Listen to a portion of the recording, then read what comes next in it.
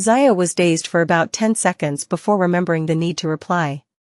She looked at the golden-masked man and nodded. "Alright, I'll take note of the people Viscount Stratford interacts with." The golden-masked man seemed to sense her dazed state as he said, "There's another mission. The Church of Evernight's Red Gloves are investigating something related to the numinous episcopate. If you have any relevant information on that, immediately inform me."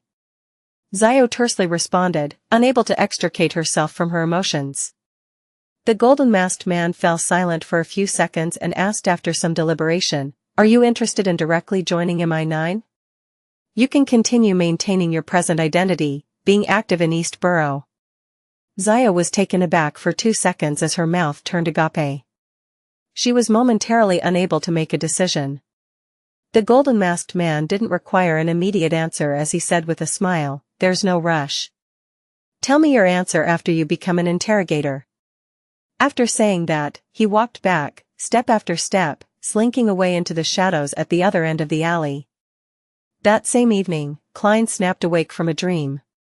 The soul imprint he had set up in Buckland Street's sewers had been touched. Who is it that isn't sleeping in the middle of the night? Is Hazel not afraid of being possessed by a wraith? Klein sighed helplessly as he took out the iron cigar case which was wrapped in a wall of spirituality from under his pillow. He then walked to the balcony where the curtains were tightly drawn. Wraith Senior rapidly leaped onto the surface of a street lamp before passing the manhole and sinking deep into the sewers. After advancing a short distance, with the eyes of his marionette, Klein saw Hazel in commoner clothes. This lady was warily walking forward as she raised her left hand without realizing it to touch the necklace with 7 emeralds. In her right hand was a charm made from gold. Although the charm hadn't been activated, it exuded the feeling of sunlight and warmth, as well as the refreshing sense of morning dew. Upon seeing this scene, Klein suddenly recalled his encounter when strolling in the morning. Hazel had woken up early to stroll in her garden. She was gathering materials to create the sun domain charm? Morning dew? Klein guessed with uncertainty as he felt a little puzzled. This was because Hazel wasn't only half illiterate in the mysterious domain, but she also lacked quite a bit of knowledge. Furthermore, she was a believer of the Evernight goddess. Such a beyonder wouldn't receive any response if she prayed to the eternal blazing Sunday. Even if something special happened, the smallest probability event would be that of receiving punishment. As she hasn't been digging and searching in the sewers for too long, that beyonder that has been guiding her with a dream has turned anxious. That's why she was taught how to make sun domain charms via a dream. From the Marauder pathway, the corresponding high-sequence representative, Amon, is also known as a blasphemer. Does this mean that at a certain sequence of this pathway, they have the ability to pretend to be believers of other deities and circle around any defenses to obtain a response and create various kinds of charms? This does match their modus operandi. With Senor's vision, Klein watched Hazel walk deep into the sewers. Based on his spiritual intuition, although the sun domain charm was targeted at a wraith, it was far from sufficient to truly threaten a sequence 5, with it dealing a certain amount of damage at best. After all, Hazel had no way of obtaining high-level materials. However, Klein didn't let his wraith possess her again, afraid that it would alarm that beyonder who was influencing Hazel. After tomorrow's tarot gathering, he believed he would obtain a low-level item from the Marauder pathway, allowing him to make the corresponding investigations. Before that, maintaining the status quo was the best choice. Of course, the premise was that he was certain that Hazel wasn't able to dig up anything within a day or two. He had plenty of time to prepare. As a seer, he had many ways to make a confirmation. The simplest way was to head above the gray fog. After retracting his marionette, Klein took 4 steps counterclockwise and arrived inside the ancient palace which had stone columns propping it up. He conjured a pen and paper, and he wrote down the corresponding divination statement. Something major will happen in Buckland Street over the next 3 days. With the topaz pendulum, Klein obtained a negative revelation. This also meant that in 3 days, no major incident would happen in Buckland Street. As for the possibility of what Hazel would really dig out, it would only affect him while being trivial to Buckland Street, he wasn't fazed. This was because something trivial wouldn't affect his subsequent plans. He didn't have any strong intentions of stopping her. He had previously given a hint to her at the ball. If Hazel didn't understand or didn't take it to heart, it was her problem. Klein didn't have any psychological burden on such matters. After returning to the real world, he waited for 45 minutes before Hazel came out. After confirming that no significant changes happened underground, Klein laid back in bed, and with cogitation, he quickly fell asleep. Monday afternoon at 3. Dark red beams of light that soared up from both sides of the long bronze table appeared before the fool Klein's, the son Derek's, and the world Gehrman Sparrow's eyes. Justice Audrey remained in a good mood as she bowed at the figure shrouded in grey fog. "Good afternoon, Mr. Fool." Klein nodded with a smile as a response to this lady who often delighted him. Meanwhile, Audrey swept her gaze and discovered an additional card beside Mr. Fool's hand. "A new card of blasphemy? I wonder which pathway it's from. I really wish that it's from the spectator pathway." Audrey's heart stirred as she turned to greet the other members. Once everything was done, she looked to the end of the mottled table ahead of the hermit Catlia and said, "Honorable Mr. Fool, I found 3 new pages of Roselle's diary. This was actually obtained from the Lone Relic Search and Preservation Foundation, but as its founder and main sponsor, she easily received the opportunity to make a copy." Audrey was rather proud in regards to this. She was increasingly convinced that establishing such a foundation was a wise decision of hers. Unfortunately, to not expose her identity, she didn't share this matter with the other members of the Tarot Club. "Very good." Klein smiled with a nod, indicating that Miss Justice could conjure the diary. And at this moment, the hermit Catlia didn't interject, as though she hadn't obtained any new Roselle diary pages. "There's temporarily no response from Queen Mystic? Or has she focused her attention on something else?" Klein looked at the 3 diary pages which Miss Justice had conjured as he allowed them to jump into his palm. When he scanned them, the corners of Klein's lips nearly twitched. This was because he had encountered a familiar page of one of Roselle's sexual escapades. Compared to the pages specially chosen by Queen Mystic Bernadette that had plenty of information, the other members often obtained parts that weren't too important. The content tended to be about Roselle's daily life. The 3 pages that Miss Justice had provided was such an example. Klein casually flipped through them and discovered a diary entry that was worth a detailed read. As for the rest, it was either about him having a rendezvous with some lady or madam, or him belittling people who survived due to their status instead of intellect. He even expressed his desire for a demoness from all the rumors he heard. Soon, Klein placed his attention on the most valuable diary entry. Based on the information obtained from the church, there really are monsters in existence that are stitched at the soul level. After high-sequence Beyonders die, the Beyonder characteristics they produce will have remnants of the imprint of their soul. It can be very powerful and resilient. It might not even fully dissipate after centuries or even a millennium. But when Beyonder characteristics form a mystical item with their surrounding objects, there's a need to have a sufficiently similar soul in order to use them, otherwise, the negative effects will be extraordinary. And when such Beyonder characteristics are preserved and made into the main ingredient of a potion, the consumer similarly must have a powerful soul body to withstand it, otherwise, there's a high chance of failure. In mysticism, an advancement's failure will often lead to a loss of control or death. Only very few lucky ones can be calmed down and maintain an intricate balance. However, it's rumored that certain special sealed artifacts can draw out unfused Beyonder characteristics and recondense them. It would be akin to not having consumed the potion, so the failures will only suffer a storm-like assault on their soul. But according to my conjectures, there's likely some level of mutation at the gene level. This is because, based on the information provided, those who failed their advancement and survived by this method had mostly died from terminal illnesses within 5 years.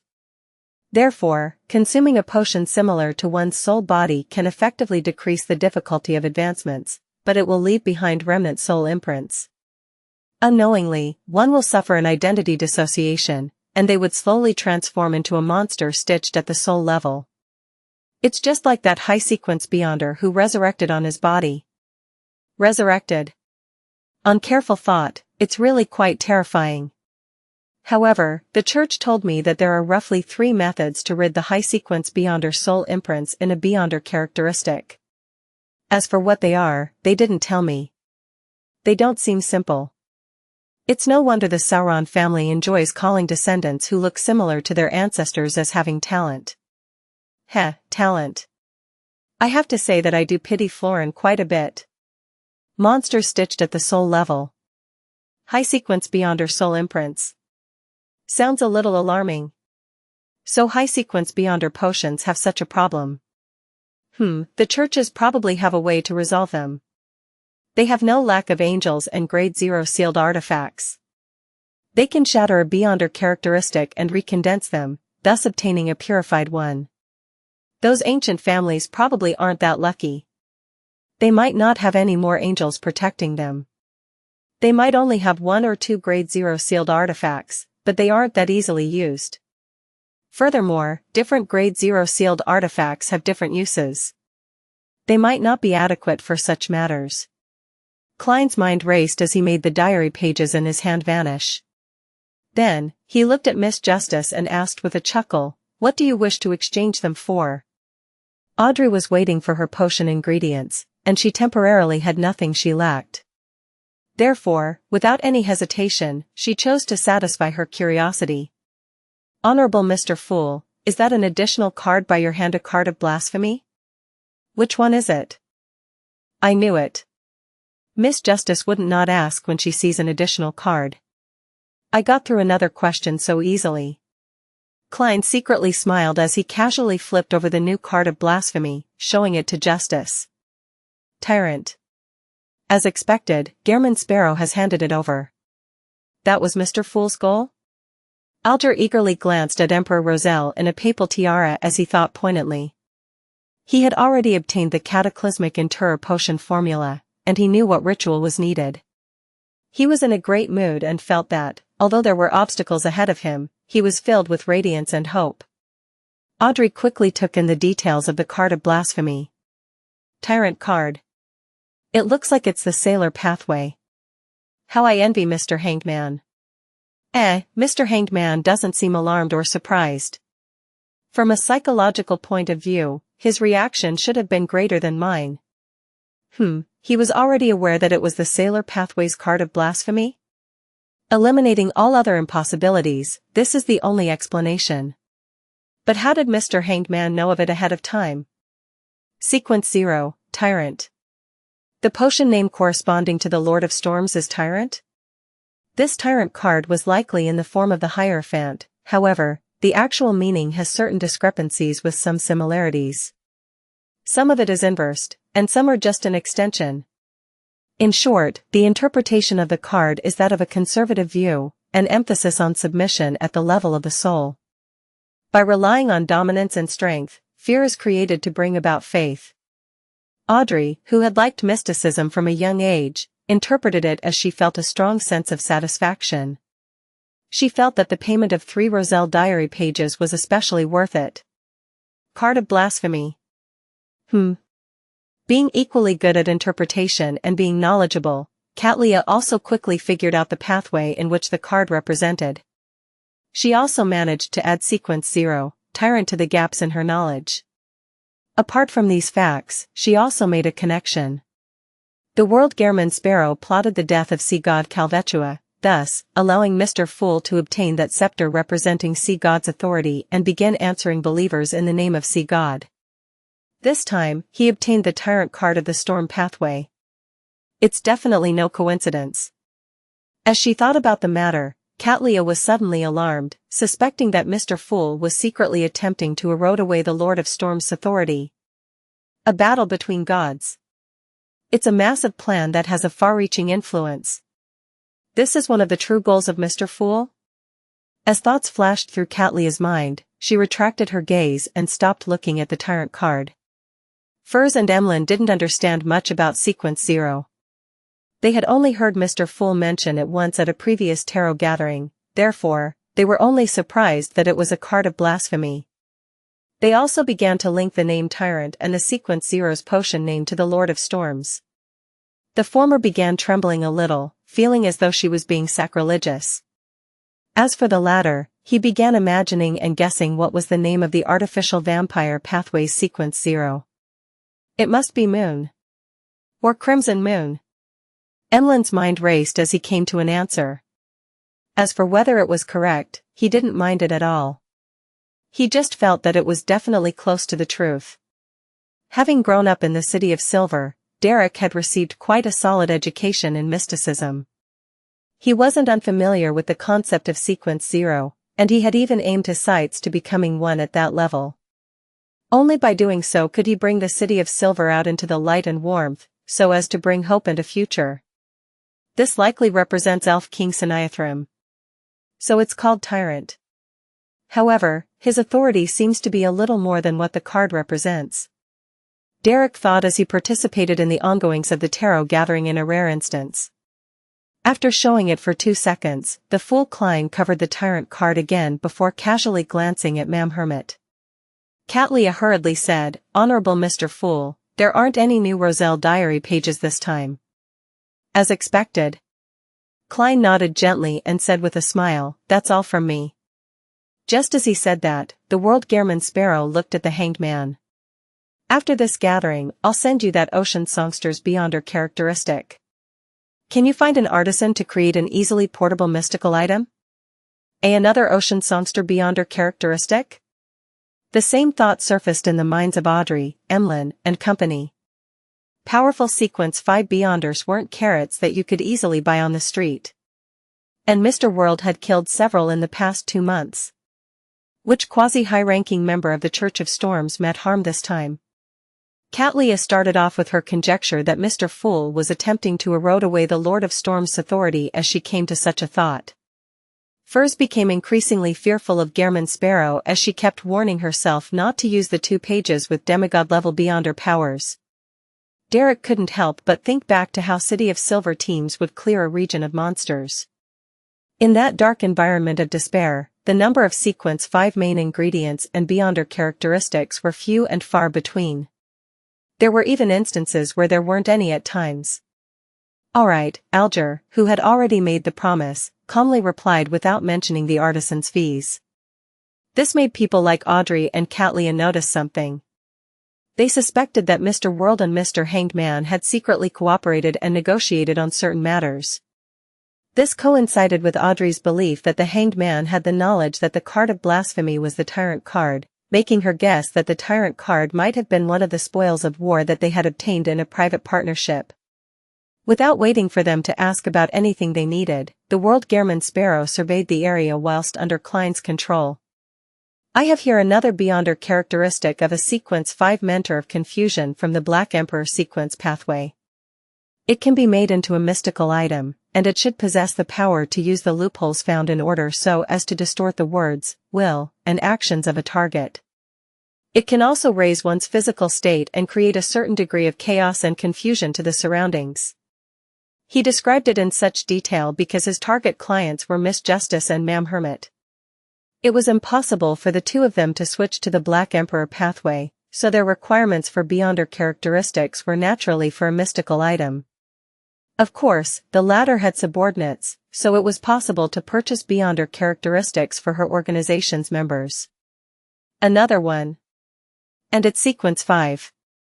What major event did Mr. World do last week? Audrey instantly forgot to generate interest in the Beyonder characteristic. Catlia, Emlyn, and company exchanged looks, puzzled as to which Sequence 5 Beyonder met harm again. What Alger cared about was that this belonged to the Black Emperor pathway, a Sequence 5 Mentor of Confusion. The latter was something he wasn't previously aware of. After nearly 20 seconds of silence, Audrey began to ruminate over Mr. World's words. Use loopholes found in order. Create chaos and confusion, raise one's physical state, and distort a target's speech, will, and actions. It seems to be very compatible with my dear Earl Hall. Besides, I also want to have such powers.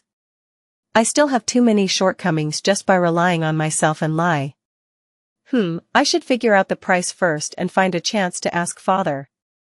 Let's see if he's interested in buying such a mystical item for himself or his adorable daughter. Audrey thought for a few seconds before raising her hand slightly.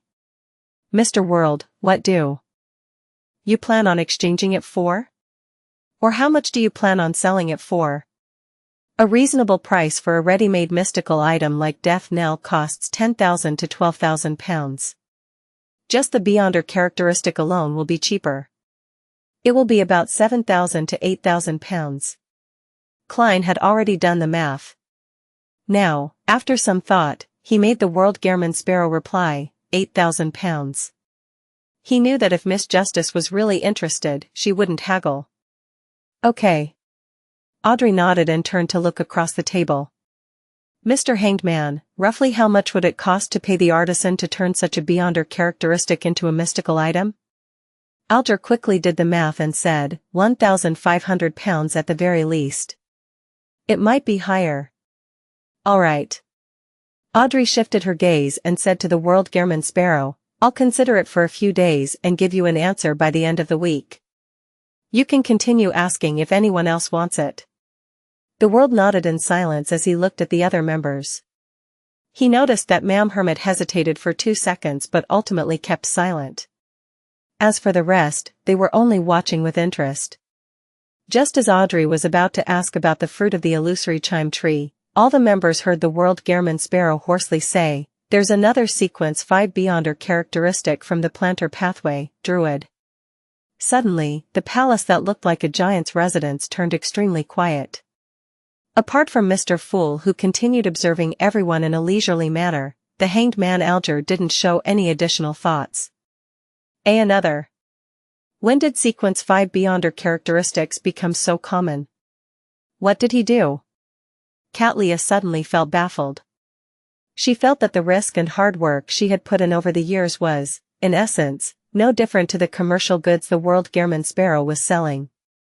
It's terrifying. Furs had already begun imagining a series of stories. Impressive. Derek idolized Mr. World even more. Audrey and Emlyn remained silent for a long time, momentarily finding themselves suffering from a lack of vocabulary. After nearly 10 seconds, Catlia realized the hidden meaning behind the World Gehrman Sparrow's words. He didn't mention the effects of what the Druid Beyonder characteristic can have after being made into a mystical item. He's asking me if I'll buy it for Frank? At that instant, Catlia felt an unprecedented dilemma.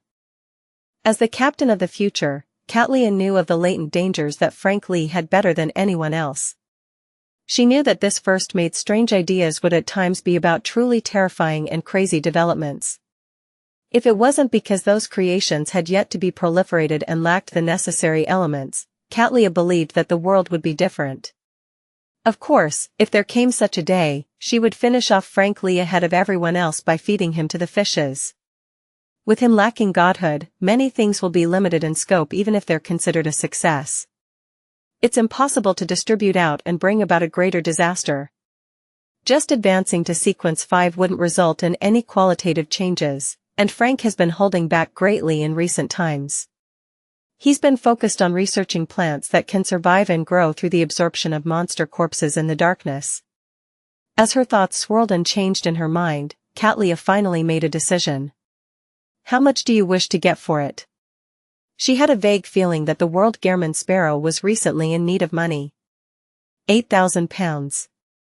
If you can replace it with large sums of gold coins, you'll receive a discount. Klein secretly heaved a sigh of relief as he answered using the world. At the thought of how Frank Lee could be able to afford this sum, and how he wouldn't reject a druid's Beyonder characteristic, Catlia pondered for 2 seconds and said, Deal. Give me a week to gather the amount. No problem. Klein got the World Gehrman Sparrow to retract his gaze. After the trip to the primitive island, if not for having garnered the attention of the existence hidden in the depths of the cathedral, he would have given himself a perfect score. In less than half a night, he had obtained an invaluable card of blasphemy, a mystical item with not less than 10,000 pounds, as well as a possible total of 16,000 pounds. Furthermore, no taxes needed to be paid. It was faster than robbing a bank. Unfortunately, that primitive island has vanished. Otherwise, I can always pay a visit when I'm lacking money. Klein's thoughts wandered as he watched Miss Justice look at Mr. Hanged Man and ask with a tone of anticipation, "Do you have the fruits of the illusory chime tree?" Audrey actually had some inkling to the answer. This was because Mr. World had obtained so many Sequence 5 Beyonder characteristics recently, and Mr. Hanged Man was suspected to have had a private partnership with him in the past week. It was unlikely that he had obtained nothing. I can figure out certain clues from Mr. Hanged Man's satisfied and confident state. Audrey felt increasingly confident in her ability to observe others. Alger chuckled and said, "I was just about to tell you that I've already obtained the fruit." Excellent. Audrey held back and didn't act overly agitated. This meant that she had gathered all the ingredients for hypnotist. All she needed to do was wait for her psychiatrist potion to completely digest before she attempted the advancement. And it wouldn't take too long.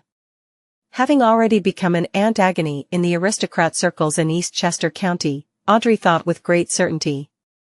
To be frank, if she hadn't deliberately guided the topic of conversation, Audrey wouldn't have imagined that the aristocrats that all looked beaming with decent demeanors suffered immense stress. They had pains that others would find impossible to imagine.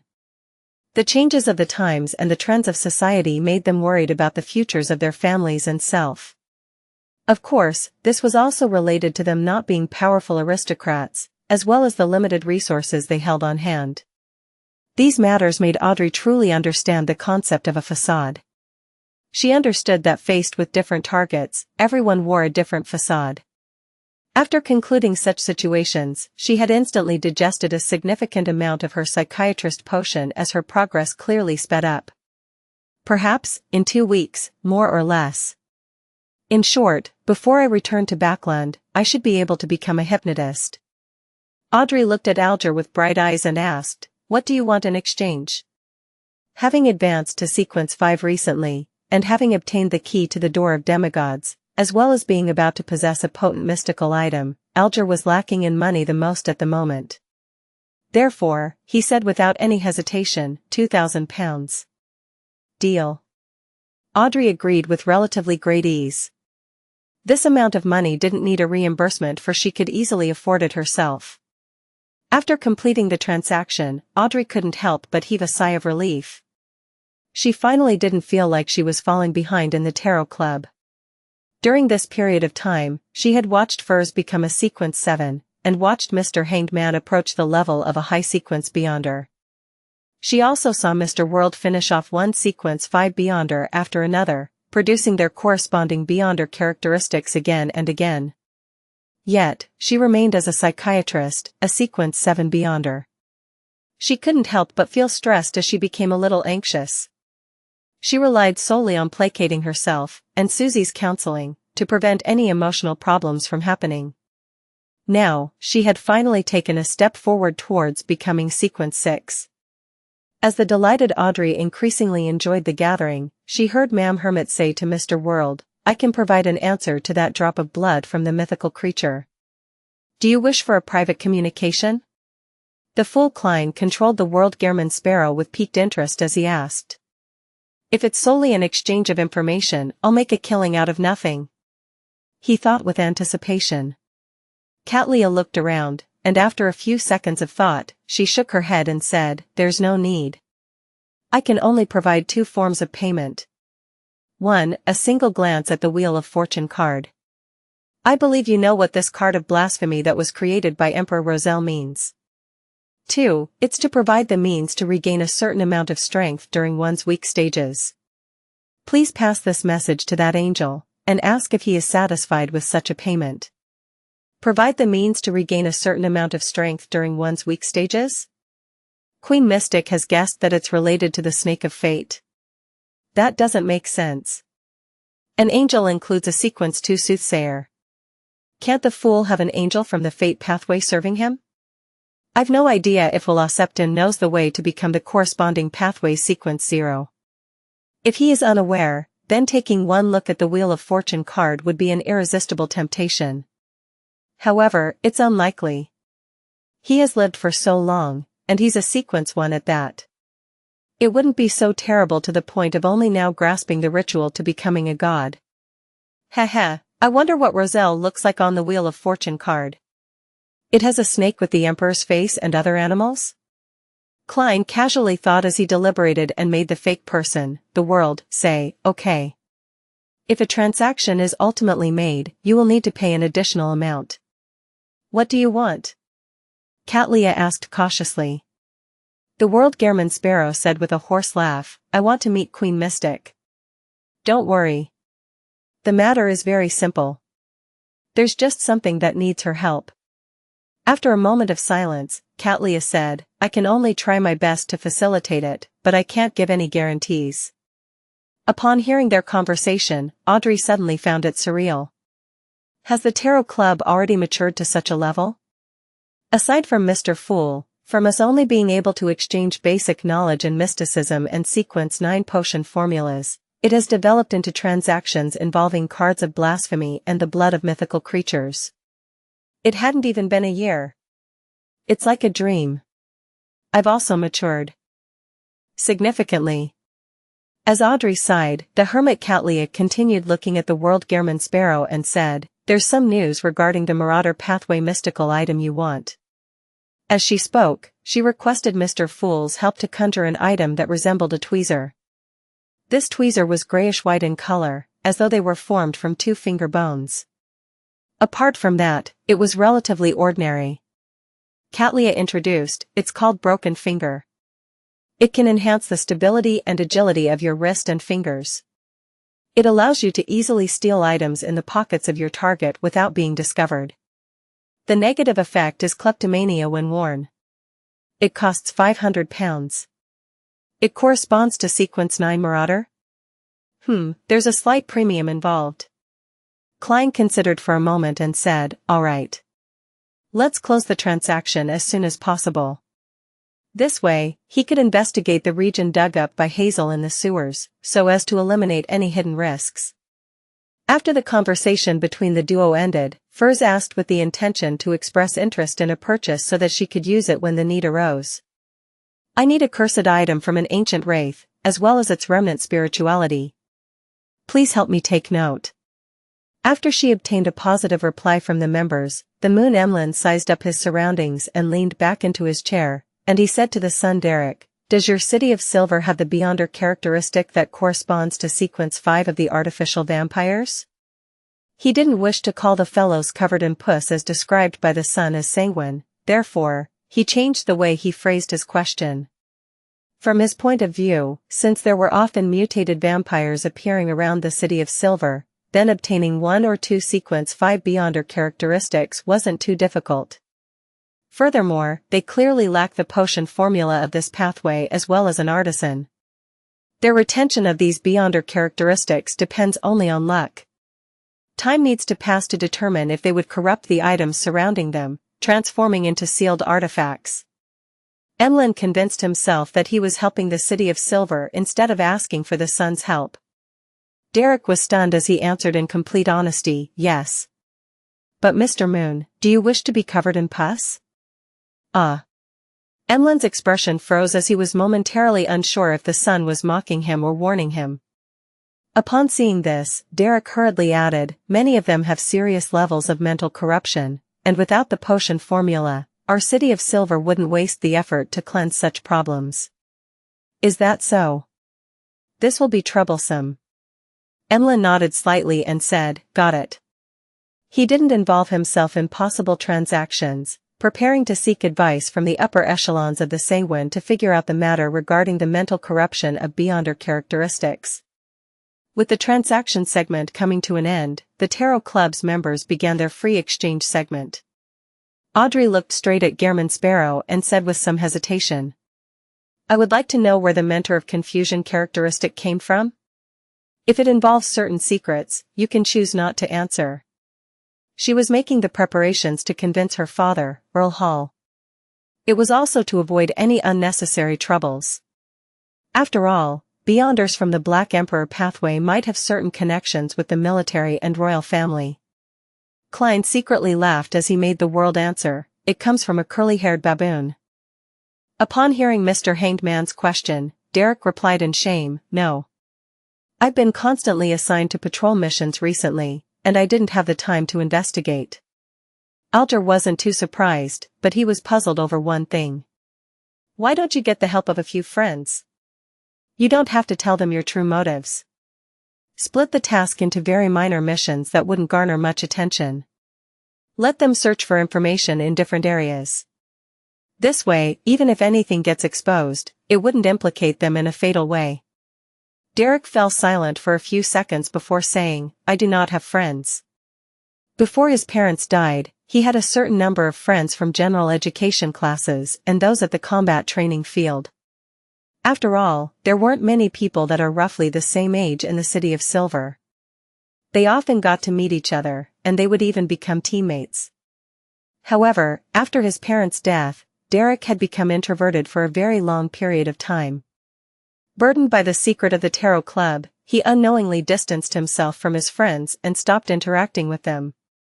The last time someone visited him at home was Dark Regents who had been corrupted by the true creator. Alger choked on the son's reply. After taking a breath, he reorganized his words. That's not a good thing. You won't be able to rescue the City of Silver just by relying on yourself. You have to unite a group of people, friends who can provide you with help during critical moments. But, this will make them be suspected. The son said hesitantly. Alger immediately said sternly, being suspected is better than being dead. The City of Silver is now at a dangerous crossroad. You have to carefully consider what needs to be done.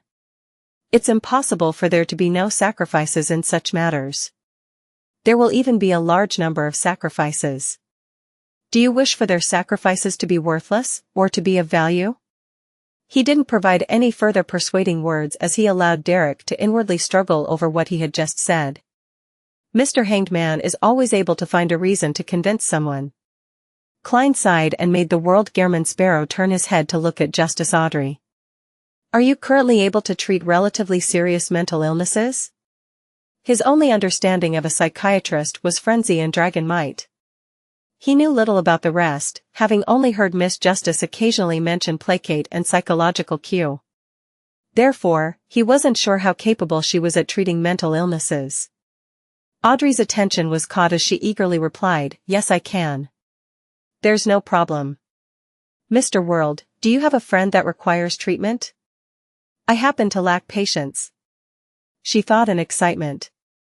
At this moment, Emlyn raised his right hand and held it to his mouth and nose, as though he already knew the answer. Klein silently sighed and made the World said with a low chuckle. No, I'm the one who needs treatment. The entire magnificent palace suddenly turned extremely silent. Alger, Catlia, and Furs all knew that Mr. World was a crazy adventurer, but they never expected him to have a relatively serious mental illness that brought him to the brink of complete insanity. This is the price for strength? Furs trembled as she felt increasingly afraid of Gehrman Sparrow. Communication and reasoning were still possible with a crazy adventurer, but it was impossible with a lunatic. The mental terror candle wasn't able to fully treat his mental illness? It has already reached such a severe state? Emlyn, who had expected this, felt that the world could go mad at any moment. Derek didn't think too much about it, solely feeling concerned for Mr. World. He had wanted to say that the City of Silver had a psyche analyst that could provide treatment, but realized that it would expose too many problems. All he could do was shut his mouth as he looked at Miss Justice with an expectant look. Audrey was alarmed, lost, and puzzled. She said with some deliberation, Mr. World, based on my observation, you shouldn't have any relatively serious mental illnesses. If it's just anxiety and immense pressure, you can condition yourself and properly relax yourself to recover. There's no need for direct treatment.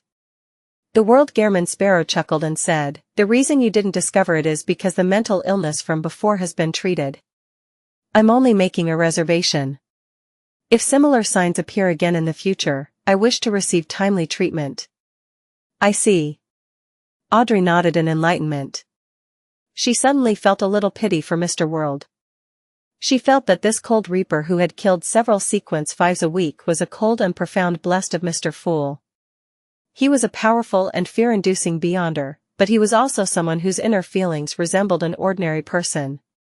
He was currently suffering from immense stress and was being eaten away by various kinds of negative emotions, slowly walking into an abyss of pain. After a few seconds of consideration, Audrey sincerely said, "If you are within my reach, it wouldn't be a problem." After her coming-of-age ceremony, she had obtained a certain level of autonomy. She could spend her holidays at her parents' family castle, or stay in East Chester County's Stone City on her own. However, this freedom was still limited. She couldn't head anywhere she wanted. Even in Stone City, there were many areas she couldn't visit. This could only be circumvented if she joined certain charitable organizations of the Church of the Evernight Goddess. All right. Having grazed a traveler, Klein heaved a sigh of relief. He made the world reply, "You can confirm the location when the time comes and prepare the means to not expose your identity." Audrey tersely answered as a scene naturally surfaced in her mind. She and Mr. World would be in two separate compartments somewhere, with a wall or wooden board in between them as she conversed with him and administered treatment. In such a situation, Mr. World wouldn't be able to determine that it's me. To him, it doesn't matter as long as he's treated. This also means that if I can't make myself available, I can get Susie to do it. Mr. World definitely wouldn't believe that the one treating him is a dog. Oh, Susie doesn't know the existence of the Tarot Club. Unless it's necessary, I shouldn't get her to help Mr. World. As Audrey thought, she suddenly felt the joy from thinking up a prank as she went through a great deal of effort in order to stop the corners of her lips from curling up. After confirming this matter, Klein thought of another problem and got the world to look at Xianxia. "Can you provide a crate of explosives?" He believed that as a pirate admiral, she definitely didn't lack the resources in obtaining them. "Yes." "When do you need it?" Xianxia didn't ask why. With Gehrman Sparrow killing so many sequence 5s, a crate of explosives was nothing. "Send it together with Broken Finger." Klein controlled the world to say, "How much will it cost?" Xianxia replied without minding it, "Just treat it as a freebie for purchasing Broken Finger." A crate of explosives wasn't expensive at sea. They were even rather cheap. "I like that." The fool Klein secretly said as he made the world nod and then remind everyone. "That picture from before, try your best not to recall it or even try to draw it when out in the real world." Audrey and the other members subconsciously glanced at the other end of the long bronze table and realized that Mr. Fool didn't say anything against it. They immediately turned serious and didn't dare to be careless. This also made Xianxia's thoughts of writing to Queen Mystic Bernadette about this matter be placed on hold. She had to consider a suitable method that could avoid influencing factors. Following that, the free exchange segment slowly came to an end as the area above the gray fog fell. Silent. Returning back to the future, Xianxia stood behind the window of the captain's cabin. She was clearly in a dilemma. Finally, she took a deep breath and exhaled. As she nudged her glasses, she left the captain's cabin and walked to Frank Lee's room. This first mate had been chased to the bottom cabin after the crew's unanimous vote. It was to prevent his experimental products from suddenly spreading. Frank Lee was rather pleased with this because his new residence was much more spacious. Furthermore, it also suited the condition of a dark environment. Knock. Knock. Knock. Xianxia came to the bottom cabin and rapped at the door. "Wait a moment." Frank Lee shouted a reply. It was unknown what he was busy on. After a minute, he opened the wooden door with his sleeves rolled up. He asked in puzzlement, "Captain, is there something?" Xianxia didn't directly answer him as she used her night vision to peep into the pitch-black interior. She saw blue fish laid on the table with their eyes wide open. From the gap between the scales, green sprouts grew out. Some were already mature with the ear of wheat. "You succeeded?" Xianxia held back her instinct to take a step back as she asked. Frank nodded in glee before shaking his head. "Not yet. But I've already made significant progress. I've crossbred wheat, mushrooms, and a bit of a rose bishop's cells, and I achieved a first-stage product. Placing them in the stomachs of fish, they will be able to absorb the flesh and blood to grow to maturity even without any light. But the current issue is that the target is supposed to be monster corpses. There's a need to prevent the poison and madness accumulated inside to not spread to the food after their flesh and blood is absorbed. Also, producing them is a problem. There's definitely not that many rose bishops who are willing to be material. Therefore, there's a need for them to have the ability to split and absorb flesh and blood themselves. After hearing Frank Lee's description, Xianxia silently nudged her glasses. Will such food begin to absorb flesh and blood and multiply while inside a human's stomach after consumption? Frank Lee fell into deep thought. After a few seconds, he said, in theory, no. Because no one will eat them raw. I will have to test its activity under high temperatures. No, they still lack the ability to split themselves. It doesn't matter if they have any activity. Seeing Frank Lee in his confused state, Xianxia fell into a dilemma again. After a while, she slowly asked, I have a channel that allows me to obtain a druid's beyonder characteristic. Do you need it? Ah? Of course. Frank became thrilled. Many a time, my abilities are what limit my ideas. I kind of regret it. Xianxia suddenly had such a thought. Upon hearing Mr. Hanged Man's question, Derek replied in shame, no. I've been constantly assigned to patrol missions recently, and I didn't have the time to investigate. Alger wasn't too surprised, but he was puzzled over one thing. Why don't you get the help of a few friends? You don't have to tell them your true motives. Split the task into very minor missions that wouldn't garner much attention. Let them search for information in different areas. This way, even if anything gets exposed, it wouldn't implicate them in a fatal way. Derek fell silent for a few seconds before saying, I do not have friends. Before his parents died, he had a certain number of friends from general education classes and those at the combat training field. After all, there weren't many people that are roughly the same age in the City of Silver. They often got to meet each other, and they would even become teammates. However, after his parents' death, Derek had become introverted for a very long period of time. Burdened by the secret of the Tarot Club, he unknowingly distanced himself from his friends and stopped interacting with them. The last time someone visited him at home was Dark Regents who had been corrupted by the true creator. Alger choked on the son's reply. After taking a breath, he reorganized his words. That's not a good thing. You won't be able to rescue the City of Silver just by relying on yourself. You have to unite a group of people, friends who can provide you with help during critical moments. But, this will make them be suspected. The son said hesitantly. Alger immediately said sternly, being suspected is better than being dead. The City of Silver is now at a dangerous crossroad. You have to carefully consider what needs to be done. It's impossible for there to be no sacrifices in such matters. There will even be a large number of sacrifices. Do you wish for their sacrifices to be worthless, or to be of value? He didn't provide any further persuading words as he allowed Derek to inwardly struggle over what he had just said. Mr. Hanged Man is always able to find a reason to convince someone. Klein sighed and made the World Gehrman Sparrow turn his head to look at Justice Audrey. Are you currently able to treat relatively serious mental illnesses? His only understanding of a psychiatrist was frenzy and dragon might. He knew little about the rest, having only heard Miss Justice occasionally mention placate and psychological cue. Therefore, he wasn't sure how capable she was at treating mental illnesses. Audrey's attention was caught as she eagerly replied, Yes, I can. There's no problem. Mr. World, do you have a friend that requires treatment? I happen to lack patience. She thought in excitement. At this moment, Emlyn raised his right hand and held it to his mouth and nose, as though he already knew the answer. Klein silently sighed and made the World said with a low chuckle. No, I'm the one who needs treatment. The entire magnificent palace suddenly turned extremely silent. Alger, Xianxia, and Furs all knew that Mr. World was a crazy adventurer, but they never expected him to have a relatively serious mental illness that brought him to the brink of complete insanity. This is the price for strength? Furs trembled as she felt increasingly afraid of Gehrman Sparrow.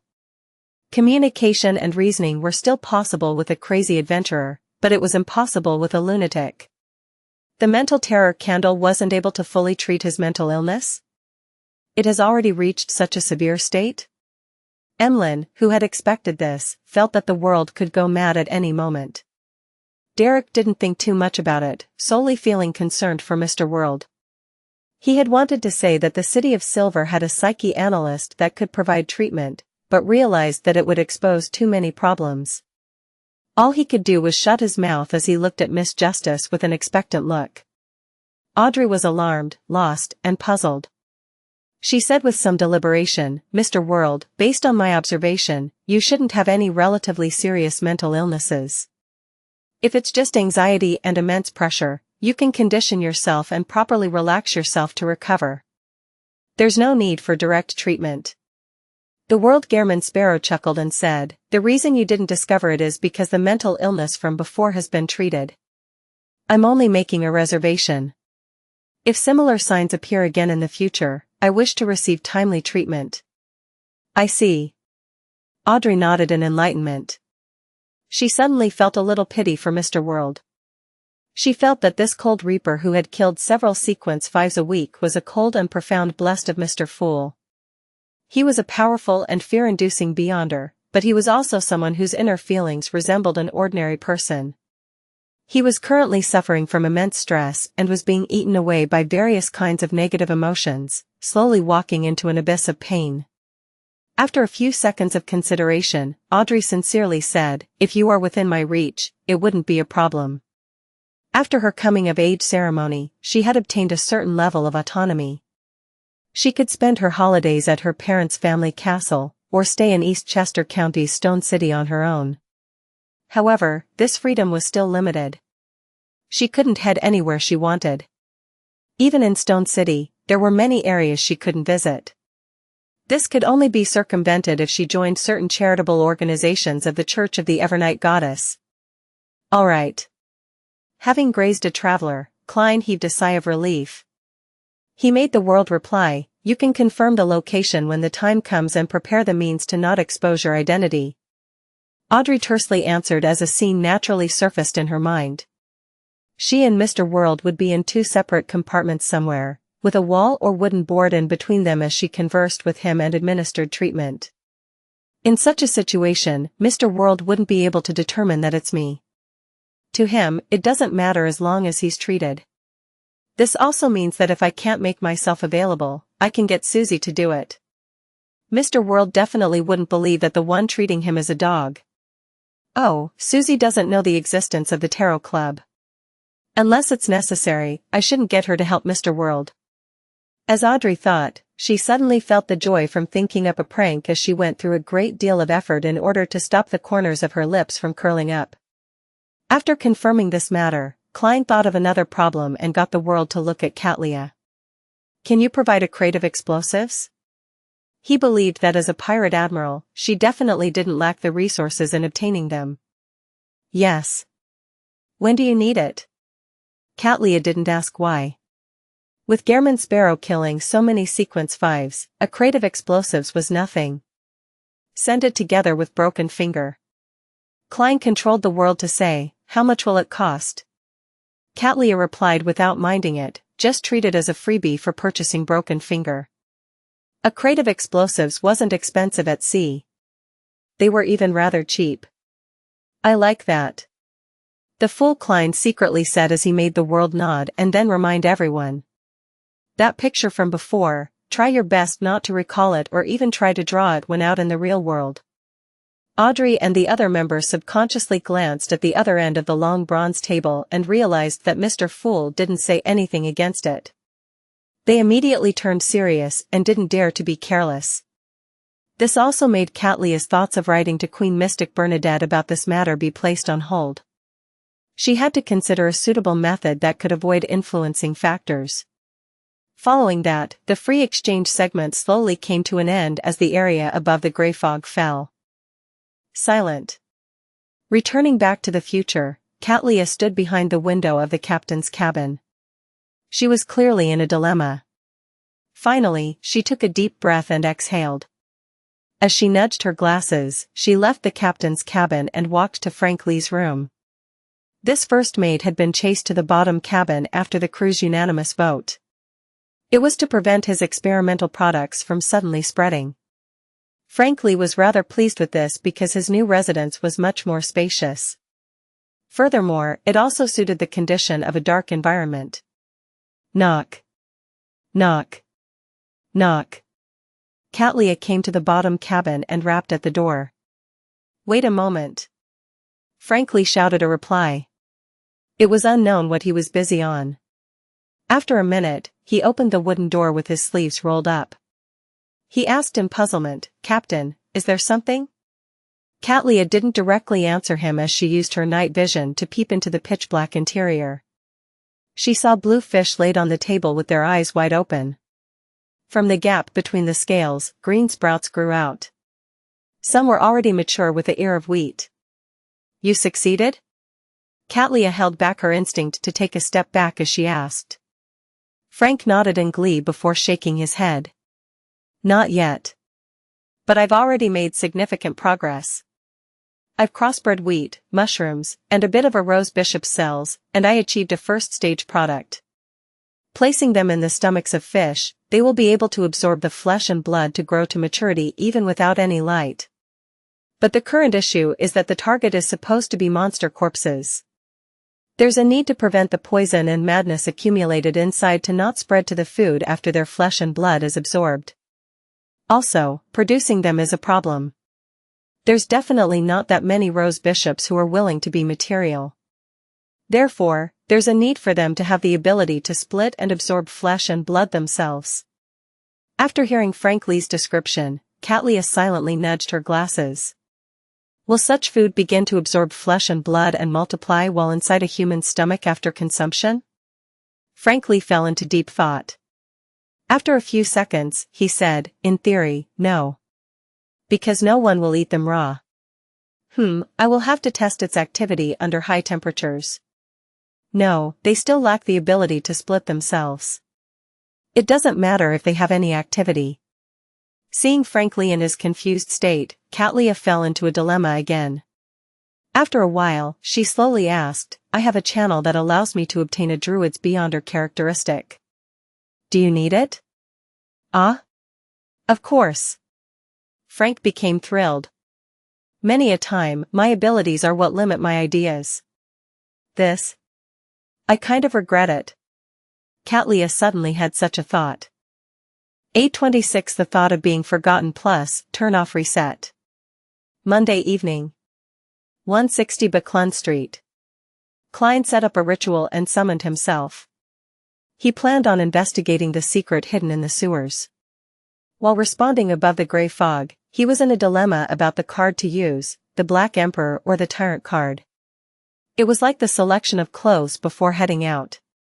In consideration of how Backland was a place where the Church of Storms was a very powerful faction, and being afraid that he would end up attracting high-sequence irascible bros, Klein ultimately chose to use the Black Emperor card. He wore a crown and black armor with a cape behind him. Aside from this card of blasphemy, he also brought Creeping Hunger, Azek's copper whistle, Seigneur's gold coin, and Broken Finger, the Marauder Pathways mystical item which Catelea had given him 3 hours ago, as well as some ordinary explosives. Of course, Klein didn't bring the entire crate of explosives. For a spirit body, it was just too heavy. He only took out 5 sticks and left Seigneur to hold them in his body. As for Death Knell, he had left it in his room. This was to prevent himself from having the urge to participate in a battle. He had very clear goals, so once he discovered any problems, to avoid danger, he would immediately leave and not stay behind. On the contrary, a powerful weapon would end up making him act bold, making him wish to probe deeper and resolve the matter by himself. This is Backland. It's best that I don't create too great a commotion. As for what's hidden in the sewers, I have no way of being clairvoyant about it. I can only divine whether it will be dangerous. Klein looked at the wall clock in his room, and he confirmed that there was another hour and a half before Hazel took action like she usually did. His figure suddenly vanished as he passed through the balcony's glass and flew into the streets before entering the sewers. In the dirty and humid environment, Klein took out a lone gold coin and made Wraith Senior appear in front of him with his dark red coat and old triangular hat. Following that, he handed over the tweezers that resembled two ground bone fingers to his marionette. Just holding it on him for a short period of time had nearly made him steal the sewer's manhole cover. Senior held broken finger and walked ahead. Dressed as the Black Emperor, Klein turned invisible and walked behind, allowing his marionette to open up a gap of at least 50 meters from him. With this distance between them, he was no longer affected by kleptomania, and as a dead person, Senior also lacked the thoughts of stealing. He didn't even have any thoughts. Turning in at the corresponding fork and passing through the hidden door, Wraith Senior held the grayish-white tweezer and appeared inside the half-natural, half-artificial cave. Unlike before, the oilskin-wrapped tools like shovels had changed positions. The hidden passage on the right had deepened a little. That was clearly Hazel's main focus. Right on the heels of that, Klein, who didn't enter the fork, leaned against the water of the sewers, his back facing the target region. He controlled his marionette as he walked deeper into the right passage. Soon, Senior came to the end. At this moment, Klein suddenly felt the grayish-white tweezer in his marionette's hand tremble subtly, as though it had been attracted by some unknown object not far away. The unknown item was deep and profound like a calm ocean. It made it difficult to pry into its exact state. A characteristic that's alive, much closer to that of a spirit. Klein was only able to determine this as he immediately let Senior use Mirror Leap to return to the half-natural, half-artificial cave, onto a shovel that hadn't rusted. He didn't attempt to head deeper underground via the passage. Then, Senior appeared again, took out the 5 ordinary sticks of explosives from inside its body, and placed them in different spots. Every wraith was a demolition expert. After doing all of this, Senior's figure phased away, appearing on the surface of the gold coin in Klein's hand. As he stuffed the gold coin into his body, Klein raised his right hand, in preparation to snap his fingers and trigger the 5 sticks of explosives. His idea was very simple. It was to deliver an explosion of a suitable scale in order to destroy Hazel's hard work and traces. It would attract the Nighthawks and resolve everything. This way, regardless of what was hidden deep in the passage, it wouldn't bring him danger. In Backland, knowing how to ingeniously sound the alarm was more effective and safer than rashly attacking by himself. This was especially so when Klein wasn't capable of determining that the matter involved a demigod. "I'm such a good citizen." As Klein gave a self-deprecating remark, he prepared to snap his fingers to ignite the explosives. Suddenly, his head swayed a little as he lowered his arm, as though nothing had happened. The cautious Klein immediately ended the summoning and returned above the gray fog. Then, he returned to the real world and entered his physical body. Just as he was about to busy himself to bring back creeping hunger, Senior's gold coin, and the other items from the mysterious space above the gray fog, he frowned slightly.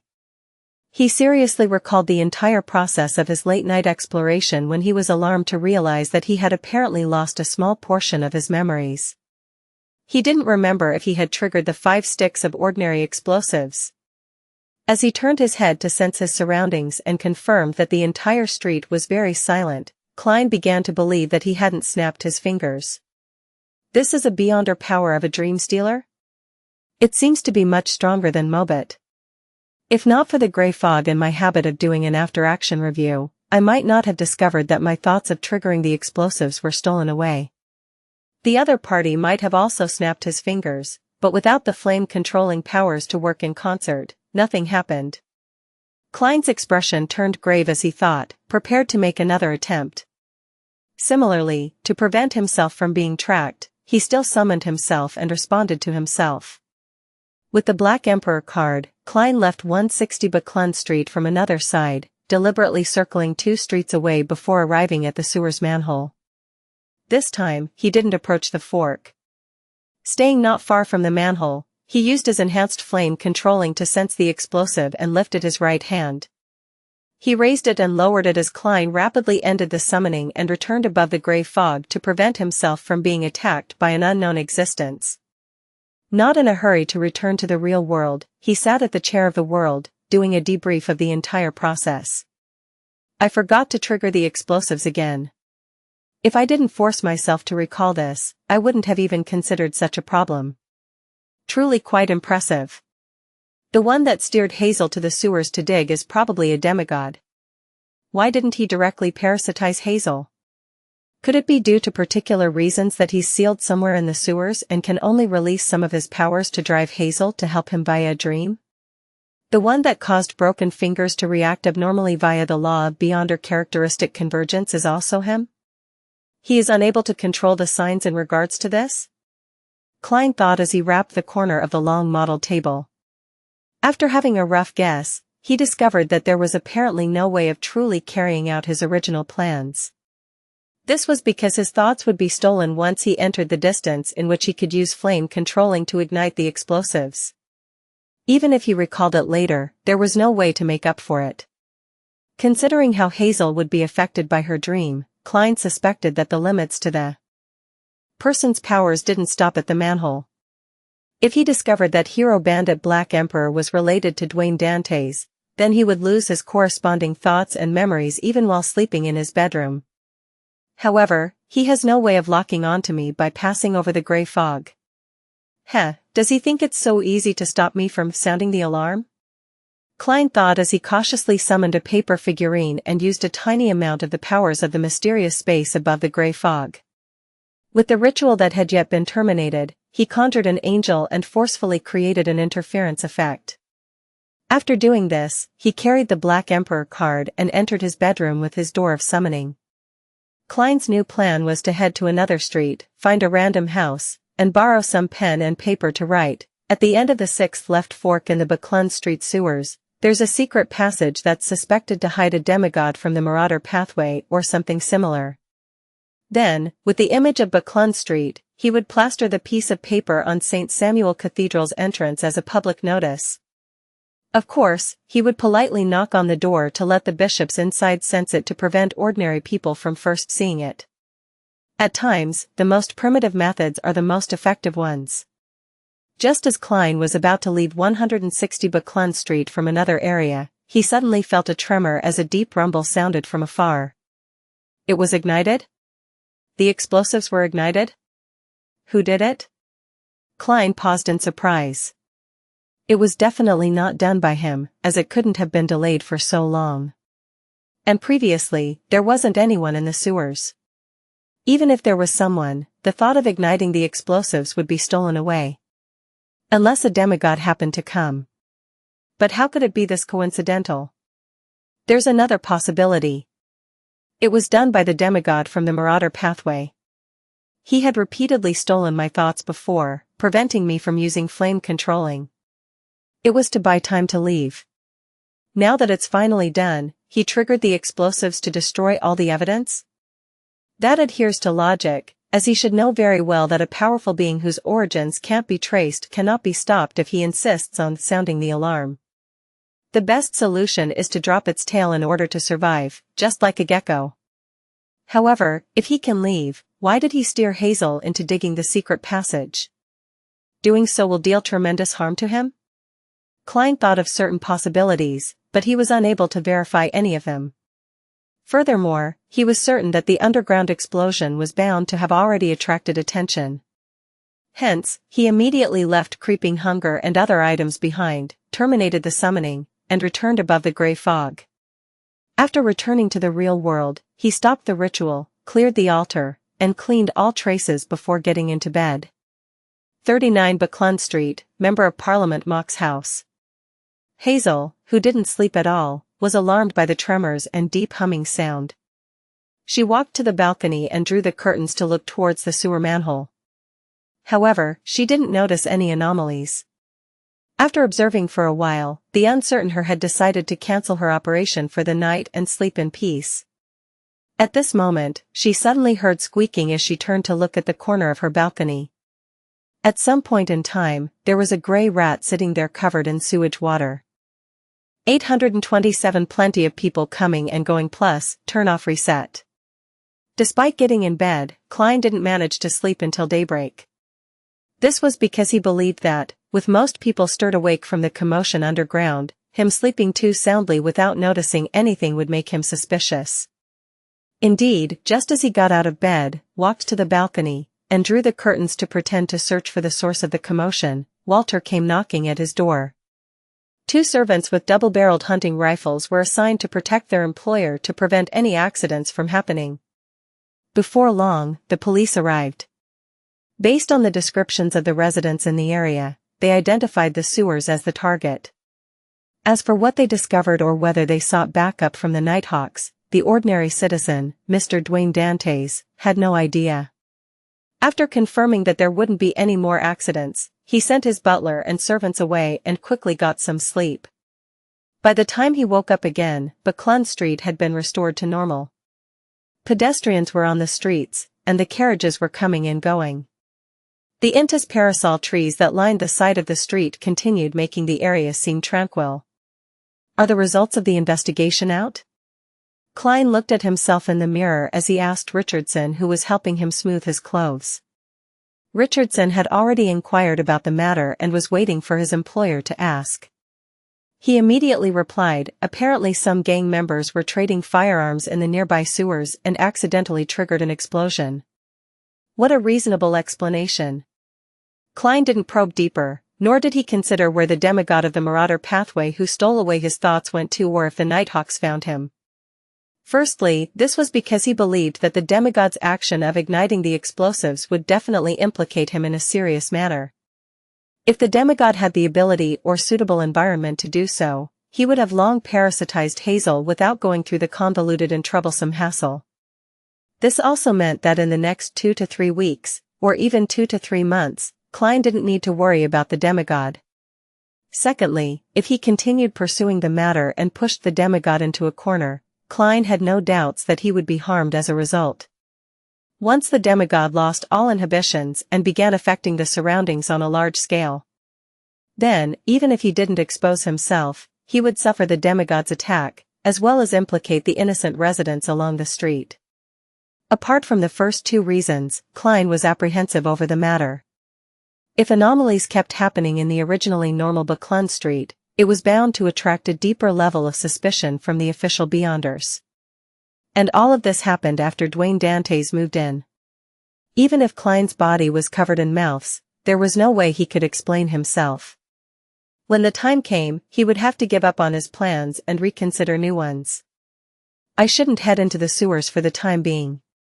There's probably a trap laid by the official beyonders. There's one thing to do.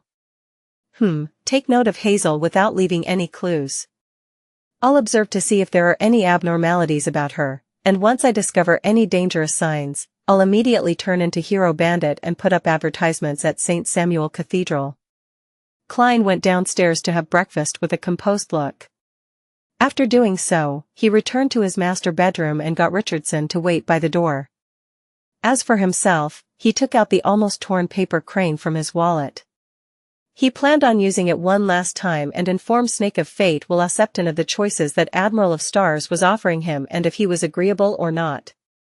Typically, he could complete such matters by visiting his parents. However, without Dr. Aaron's invitation, and him lacking a sufficient reason to pay a visit, that wasn't the best choice, as it easily made others question his motives. He obviously couldn't tell Dr. Aaron that he wasn't there for him, but for the fetus in his wife's womb. After carefully unfolding the paper crane, Klein glanced at the pencil marks left on it. His intuition told him that, as long as he used an eraser, the paper would definitely tear. However, this didn't stump him. He got a black fountain pen and directly wrote on it. The other party has made their offer. The black ink was a lot more obvious than the pencil marks, therefore, although the text overlapped, it didn't affect anyone from recognizing the words written on it. There are always more solutions than problems. Klein nodded in satisfaction as he folded the unfolded piece of paper according to its crease marks. This time, he suspected that unfolding it again would result in it tearing. In the Berg household in the City of Silver. Ever since the tarot gathering ended, Derek was like a petrified statue who sat by his bed, motionless. After an unknown period of time, he was awakened by the noise on the streets outside. However, the feeling that he was still in a nightmare continued enveloping him. It made his footsteps towards the window appear especially heavy. God might already be dead. God might not return again. Such thoughts kept resounding inside Derek's mind as he felt an irresistible sense of despair and pain. Back when he had to kill his parents with his own hands, he had already suspected if God would return or show his blessings to his forsaken people of the dark. He later thought of relying on Mr. Fool, allowing himself to become the true son and help the people of the City of Silver to escape their cursed fates. However, having been educated from a young age and the environment constantly affecting him, he still looked forward to the return of the Creator.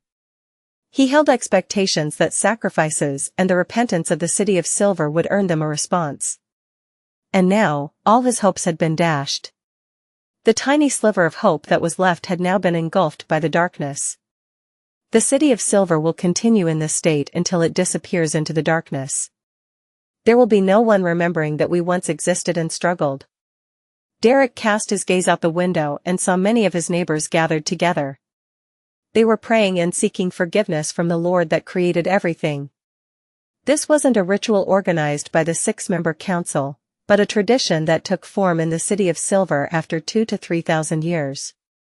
They would pray for almost anything: good developments, unstable emotions, an injury in the family, and the birth of new life. Lightning streaked across the sky and illuminated the streets. Derek stood motionless in the darkness of his room, staring outside in a daze. Unknowingly, he clenched his fists. By the time his neighbors dispersed, he finally retracted his gaze, his expression somewhat warped. He reached out to touch Thunder God's roar as his gaze gradually focused. He planned on following Mr. Hanged Man's advice to befriend others to help him. Soon, he felt a little stumped because he had no idea how to make friends. Nor did he know how to warmly greet others or find a topic of conversation. This was in violation of his own character. After some thought, Derek decided to head to the training field and use combat to re-establish ties with people he was familiar with in the past. That was a gathering ground for the residents of the City of Silver where he often met people he found familiar. It was late at night once again. Klein once again saw the pitch-black steeple and desolate plains in his dream as he had desired. Passing through one obstacle after another, he arrived at the region with the scattered tarot cards. A black pram was already waiting there. Wuxia, who was wrapped in silver silk, asked with a bright voice, "What are the choices? You are being very proactive this time. What happened to your reservation as a sequence one? However, kids are like that. It's good that you maintain such a state of mind." Klein silently chuckled as he said, "2 choices. Choose either one. 1, it's to take one look at the Wheel of Fortune card. 2, it's the method to regain a certain amount of strength during your weak stages." Wuxia fell silent for a second and chuckled. "So it's Bernadette on the other side. My intuition was right after all. I'll be able to obtain something good this time." Following that, he asked, "Which choice do you think I'll choose?" Klein's subconscious idea was, "I have a chance of posing a question once." Then, he said with a self-deprecating laugh, "2. Wuxia sked and said, "Do I look like a mythical creature that doesn't have such methods? I've already restarted so many times. I definitely have the right state of mind to make preparations." "Reasonable." Klein nodded and said, "You wish to take a look at the Wheel of Fortune card? Or do you want them to switch the choices?" Wuxia sucked at his thumb and said, "I choose 2. Klein's expression froze. Wuxia smiled and said, "Knowing one more method means one more trump card. Isn't that the right thing to do?" "Yes, whatever you say is right."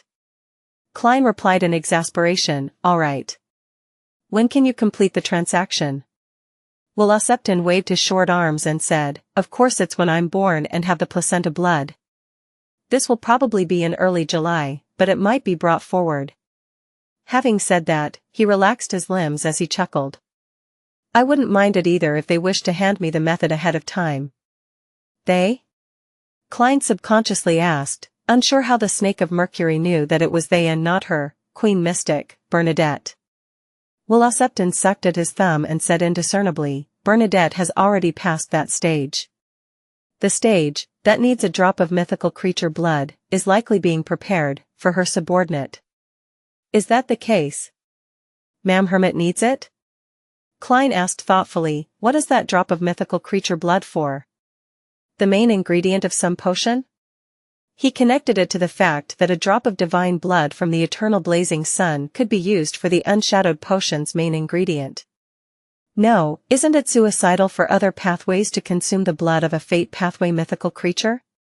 Wuxia said with a scoff. I heard that to advance from sequence 5 to sequence 4 for the mystery prior pathway, there's a need to completely analyze a drop of a mythical creature's blood and, from there, obtain complicated and massive amounts of knowledge.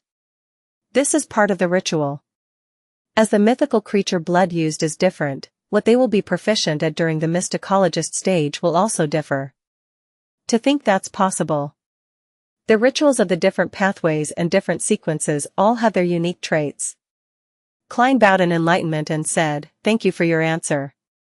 Wuxia waved his hand and said, stop disturbing me. Letting me be born in peace is the greatest form of gratitude. Without waiting for Klein to answer, he added, giving me that method doesn't count. With that said, the black pram retreated and entered the shadows before vanishing. Klein watched the surrounding walls collapse as he silently heaved a sigh of relief. He planned on escaping to sleep again. At this moment, he froze because he discovered a new power infiltrating his dream.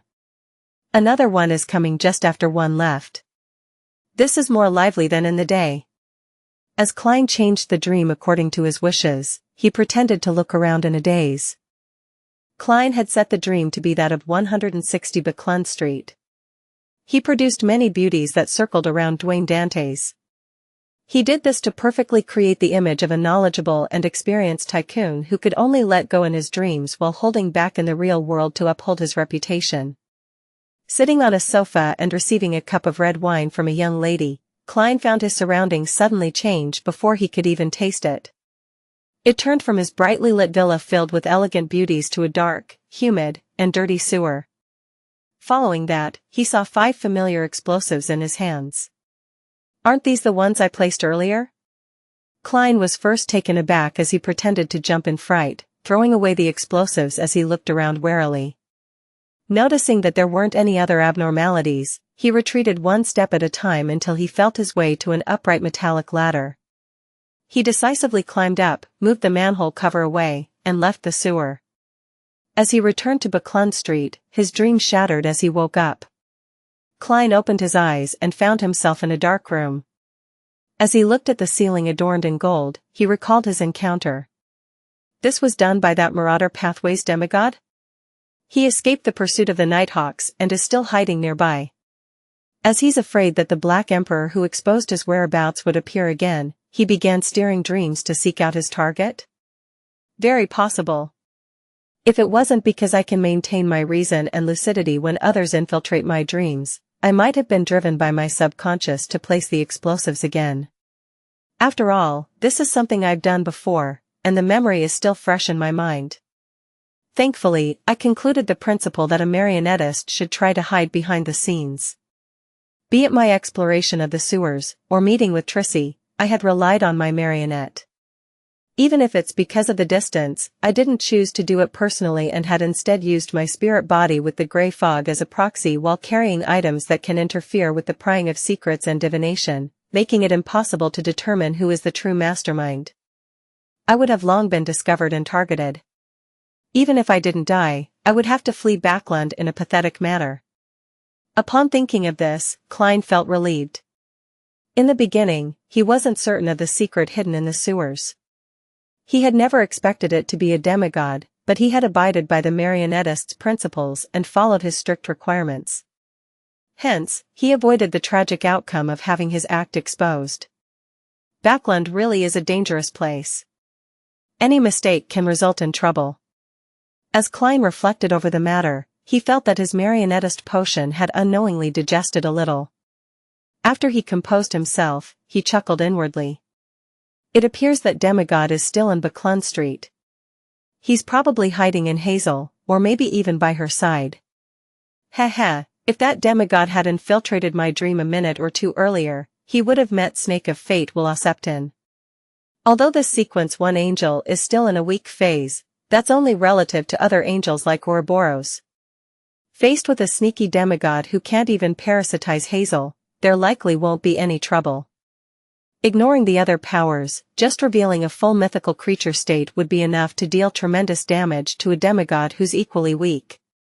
I dare to bet that Wuxia must have sensed it ahead of time to choose that time window to come out, thus, successfully avoiding an encounter with any other demigods. Unfortunately, I wasn't able to make that marauder demigod understand how dangerous it is to randomly infiltrate dreams in Backland. Leonard definitely knows this very well. Klein reined in his thoughts and pretended as though nothing had happened. With cogitation, he fell asleep again. It was only when the sun rose high in the sky that he woke up naturally. He sat up, transformed into Gehrman Sparrow, and prayed, "Please inform Ma'am Hermit that the angel has accepted the method to regain a certain amount of strength during one's weak stages. He has agreed to complete the transaction in late June or early July. You can also ask Bernadette about when I can meet her." After completing the prayer, Klein transformed back into Dwayne Dantes, got out of bed, and entered the bathroom to wash up. After brushing his teeth and washing his face, thus, becoming abnormally alert, he took 4 steps counterclockwise and headed above the gray fog. He then threw the scene of the prayer into the crimson star representing the hermit. On the docked future, Cattleya watched Frank Lee step on the dock while filled with anticipation. He planned on finding some place to sell his items and save up £8,000 to purchase the druid Beyonder characteristic. She couldn't help but raise her hand to her forehead, feeling an inexplicable lack of confidence. Although she believed that she could suppress Frank Lee, even if he was a druid, thanks to her strength, mysticism knowledge, and mystical items, just the thought of his strange ideas, as well his terrifying ability to put them into action, made her feel that the problem wasn't that simple. She didn't wish for a watermelon to grow on her head or participate in the taro gathering above the gray fog while covered with ears of wheat. Thankfully, he still doesn't have the druid potion formula. For now, I don't have to worry about him advancing to sequence 5. Cattleya nudged her glasses as she comforted herself. At this moment, an illusory fog emanated in front of her as Gehrman Sparrow's voice sounded in her ears. "That angel agreed?" Cattleya's expression softened as she couldn't help smiling. Once she obtained that drop of mythical creature blood, it meant that she was very close to the realm of a demigod. She already had the mysticologist potion formula. She has also completed the necessary conditions to exchange for a main ingredient from the Moses ascetic order. She also knew of the channel to obtain the other main ingredient, as well as the method to obtain it. I just need to wait until July. July. Cattleya pursed her lips as her gaze penetrated the thick glasses while she surveyed her captain's cabin. Thursday afternoon. Just as Klein finished a class on ancient literature, he heard the illusory, stacked pleas. After heading above the gray fog, he discovered that the supplicant was the hermit Cattleya. Admiral of Stars had requested Mr. Fool to inform the world that Queen Mystic had agreed to his request. If he was in Backland, they could meet near the entrance of the bridge on the south bank of the Tussock River at 11 in the evening. Bernadette is still in Backland. Klein conjured Gehrman Sparrow and gave a confirmatory answer. At 10:58 p.m., he entered his bathroom and took out a paper figurine from his pocket. "Pa." Klein shook it and made the paper figurine turn into a Dwayne Dantes who sat on the toilet with a book in hand as though he was daydreaming. Then, he shortened himself by about 4 centimeters. His face turned thin as his facial contours became more pronounced. He had transformed into Gehrman Sparrow. Right on the heels of that, the glove on his left hand turned transparent as countless illusory figures appeared within. Following that, Klein saw the surrounding colors saturate before turning well separated and stacked. His body then phased away from the real world. He quickly traversed the spirit world, and, based on his location, kept adjusting his trajectory. In just a few seconds, he appeared at the south bank of the Tussock River where the Backland Bridge entrance was. At that moment, it was already late at night. There was no one on the bridge, and it was extremely silent. The only thing that could be seen was a platoon of soldiers guarding the bridge a short distance away.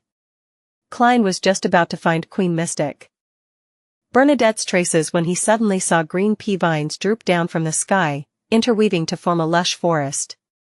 This forest didn't have a peak as the veins formed different paths that either intersected or spiraled before extending high into the sky. Klein was taken aback for a second as he casually found a pea vine and hung over a tiny trail in midair before taking steps forward. After an unknown period of time, he saw that the green plants were connected to a seat that resembled a hammock. It was gently shaking above him. Queen Mystic was sitting there, wearing a white Inta-styled shirt and a dark black jacket. By her waist was a thin rapier. Other than not wearing a triangular hat, she was dressed like a standard pirate captain. She didn't only reveal her black leather boots like she did back when she interacted with Sherlock Moriarty in Backland. At that moment, her chestnut hair cascaded down as her blue and deep eyes looked over. She gently said without any emotion, "Thank that existence behind you on my behalf. So you are still quite respectful towards the fool." The few answers I previously gave her had likely resolved some of her confusion. With the mask of Gehrman Sparrow on, Klein politely replied, "All right." Bernadette's eyes didn't shift as she continued looking at him. "Is there something this time?" Klein paused for a second as he said the words he had already prepared. "I wish to receive your help in reproducing the prolonged state of being contaminated by the core seal's power behind Cheney's gate of the Church of Evernight." As he spoke, Klein made Wraith Senior appear beside him. Bernadette looked deeply at the upright Admiral of Blood. Without asking Gehrman Sparrow how he knew that she had the means, she calmly said, "The core seals in the different cathedrals of the Church of Evernight are different. The state of contamination will also be different. Is it the Evernight pathway, the death pathway, or something else? Is it a main diocese cathedral, or a typical central cathedral in a city?" She had directly eliminated the option of the Church of Evernight's headquarters, the Cathedral of Serenity. This was because even a king of angels wouldn't cast their sights on it. Klein thought for a moment before saying, "Diocese Cathedral. Evernight pathway." Bernadette nodded gently and said, "Then, I can allow him to suffer the corresponding contamination, but doing so will basically destroy this marionette of yours. It can still be used normally in the beginning, but with the passage of time, the contamination will worsen. He will slowly fall asleep, never to awaken. Can the time it takes for the complete contamination be pushed back?" Klein asked, holding back the pain of potentially losing a marionette. Senior was one of the most valuable assets he had. Bernadette said with a calm expression, 2 months is the limit." Klein struggled inwardly for 2 seconds before replying in a deadpan manner, "All right." He then pressed his hand to his chest and bowed. "Thank you for your help." Bernadette didn't say a word as she retracted her gaze. She extended her right hand as words that were written in Jotun, Dragonese, Elvish, and ancient Hermes appeared in midair. These words interwove into strange symbols with a star-like radiance, as though they were opening a secret door that led deep into the spirit world. With the secret door opened, a gust of wind blew, conjuring the upper body of a man that was covered in white cloth.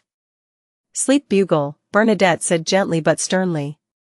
The man who had a torso and wind for his bottom replied reverently, pulling out a human skull from the white cloth. The skull's eye sockets were deeply recessed and dark, it was impossible to see the bottom. The rest of the skull was covered with holes of different shapes and cracks. It was white like a piece of jade. Bernadette took the sleep bugle and glanced at Gehrman Sparrow. "Go back at least 50 meters. Klein didn't ask why as he left Senior in his original spot, and he quickly distanced himself along the pea-vine path. After exceeding 50 meters, he suddenly heard a distant and serene melody that was filled with sorrow and gloom. Subconsciously, Klein looked up at the area covered by the pea-vines. Bernadette was sitting with her back slightly hunched. Her chestnut hair was fluttering as her head was bowed. She had placed the human skull to her mouth, letting the orifices produce an airstream that appeared like the orchestrated movement of the night. The movement brought with it the power of calmness and faint melancholy. Bit by bit, it spread out without alarming the soldiers guarding the bridge beyond the pea-vine forest. Klein stood there and listened seriously when he suddenly had a pining for home. That was home, something that a traveler who had been drifting for a long period of time yearned for the most but was unable to touch. In the dark night, and within the green vine forest, Klein closed his eyes as he listened to that musical movement that was emitted from the sky. He felt calm in both body and mind, but he felt a faint sense of depression and sadness grow, emanate, and resonate. After an unknown period of time, the soothing melody finally disappeared as the hanging pea vines gently swayed in the night wind. Klein sighed silently as he opened his eyes and looked up. He saw that Queen Mystic Bernadette had handed over the orifice-filled human skull back to the servant that was half man, half wind. "It's done." Bernadette's gentle and calm voice sounded. "Thank you for your help." Klein bowed once again as he controlled Wraith Seigneur to return to his side. At this moment, the pea vines retracted upwards and slowly turned faint. Soon, the green forest vanished. Klein and Seigneur simultaneously landed at the entrance to the bridge. There was no one around this silent area, apart from a platoon of soldiers whose backs were facing him. There was nothing different from before. The fairy tale-like scene from before was like an illusion. Only then did Klein have the time to observe his marionette. He discovered that his marionette appeared more like a dead man than before. His face was pale and his aura cold. He gave off an obvious sense of gloom. This is likely the result of a single high dosage of contamination. If it's just guarding Cheney's gate for 1 to 2 times a week, with each duty happening during the day, it wouldn't be this serious. It's impossible that 2 months is the limit. If that's the case, even if it's the church of an orthodox deity, it won't be able to afford such losses. I expect a normal keeper to live for several years, or even more than 10 years. However, it's easy to mutate midway and lose control. Sigh, they likely already know of the outcome when they chose to become keepers. Klein felt poignant as he made Seigneur project himself onto the gold coin inside the iron cigar case. Following that, he used traveling to head out to sea. After selecting food for creeping hunger, he returned to his master bedroom's bathroom in 160 Buckland Street. June 5. Sunday. Inside the Hall family castle. Audrey was sitting in front of a study desk as she admired the sight of the mystical item she had just acquired. Its outer appearance was that of a black fishnet glove that reached the elbow. It appeared to be a product of the royal family that came with a sense of magnificence and elegance. This was the item the artisan had made after some time, using the mentor of confusion beyond her characteristic she had obtained from the world Gehrman Sparrow. Audrey had previously asked her father, Earl Hall, and obtained the answer, "You can buy it and use it for yourself." Having such filial thoughts is already good enough. Hence, she specially instructed Mr. Hanged Man to get the artisan to make it into an item that could be carried around by a lady. This also made her suspect if her father had better mystical items, or if the Church of the Goddess provided him rather high-level protection. Based on the Hanged Man's description, this fishnet glove gave the wearer several beyonder powers. One of them was the enhancement of one's dignity and body, making surrounding beings lower their own standing to submit themselves without realizing it. Another was distort, the ability to distort a target's words, actions, and intent. It allowed one to formulate a certain order that provided them with an advantage. The third was bribe, which bribed them via a symbolic gesture. It allowed the target to feel a great sense of fondness, making it difficult to have any thoughts of animosity or even wish to fight the wearer. If the conditions were suitable, the person who received the bribe had an extremely small chance of attacking their companions. Audrey heard from Mr. World that this was one type of bribe beyond her powers that was known as bribe, charm. The last was to produce a chaos effect on a target or surrounding area, making it difficult for attacks to land on the wearer, and making the enemy easily choose to make the wrong judgment. Audrey was very satisfied with these effects. However, what vexed her was that the artisan's level was lacking. The Sequence 5 mystical item he created had relatively serious negative side effects. First, it would make the wearer's psyche slowly grow dark, making them often wish to take shortcuts, use schemes, or dishonorable methods to complete matters. Second, the wearer would enter a state of chaos after wearing it for more than 3 minutes. Audrey had tried it previously, and she had made a mistake without realizing it when she was bathing. The normal procedure was to let her maidservant fill the bathtub with water and adjust the temperature before she took off her clothes, enter the bathtub, and then finish washing up. However, Audrey had first entered the bathtub, filled it with cold water, and waited until her clothes were wet before she remembered to take them off. The only thing she was thankful about was that she had eventually controlled herself and hadn't called her lady's maid in to witness such an embarrassing matter. This makes me feel like a curly-haired baboon, Audrey thought in embarrassment and anger. She found the first negative effect acceptable because she was a psychiatrist. She could often check on herself and eliminate her dark thoughts. Furthermore, she had Susie to provide her with help as an onlooker. However, the second negative effect was completely unacceptable. The second negative effect is just too problematic. All I can do is bring it with me. I'll wear it at critical moments. Ah, right, I still have Lie. It will amplify my emotions, so combined with the glove, it will only worsen the darkness in my heart. The current me might not be able to withstand it. Audrey's green eyes darted around as she tried thinking of a solution. At this moment, she heard knocking at the door. Her maidservant, Annie, said from the outside, "Miss Audrey, the Lord wishes to talk to you about something." Audrey left the black fishnet glove on the door as she stood up and came to the door to open it. Earl Hall, who didn't wear a coat at home except for a shirt and matching vest, touched his beautiful beard and said with a chuckle, "Are you not ready? We'll be returning to Backland in a while. Tomorrow night will be your 18th birthday party." As he spoke, Earl Hall looked at Annie and company, indicating that they should retreat. Sigh, it's the annual socializing season again. Audrey nodded, feigning her maturity. Earl Hall glanced at his daughter and asked with a laugh, "Have you thought of how you can make use of that item yet?" Audrey pursed her lips into a smile. "Of course. I plan on folding it up and putting it into a bag. Susie will carry it.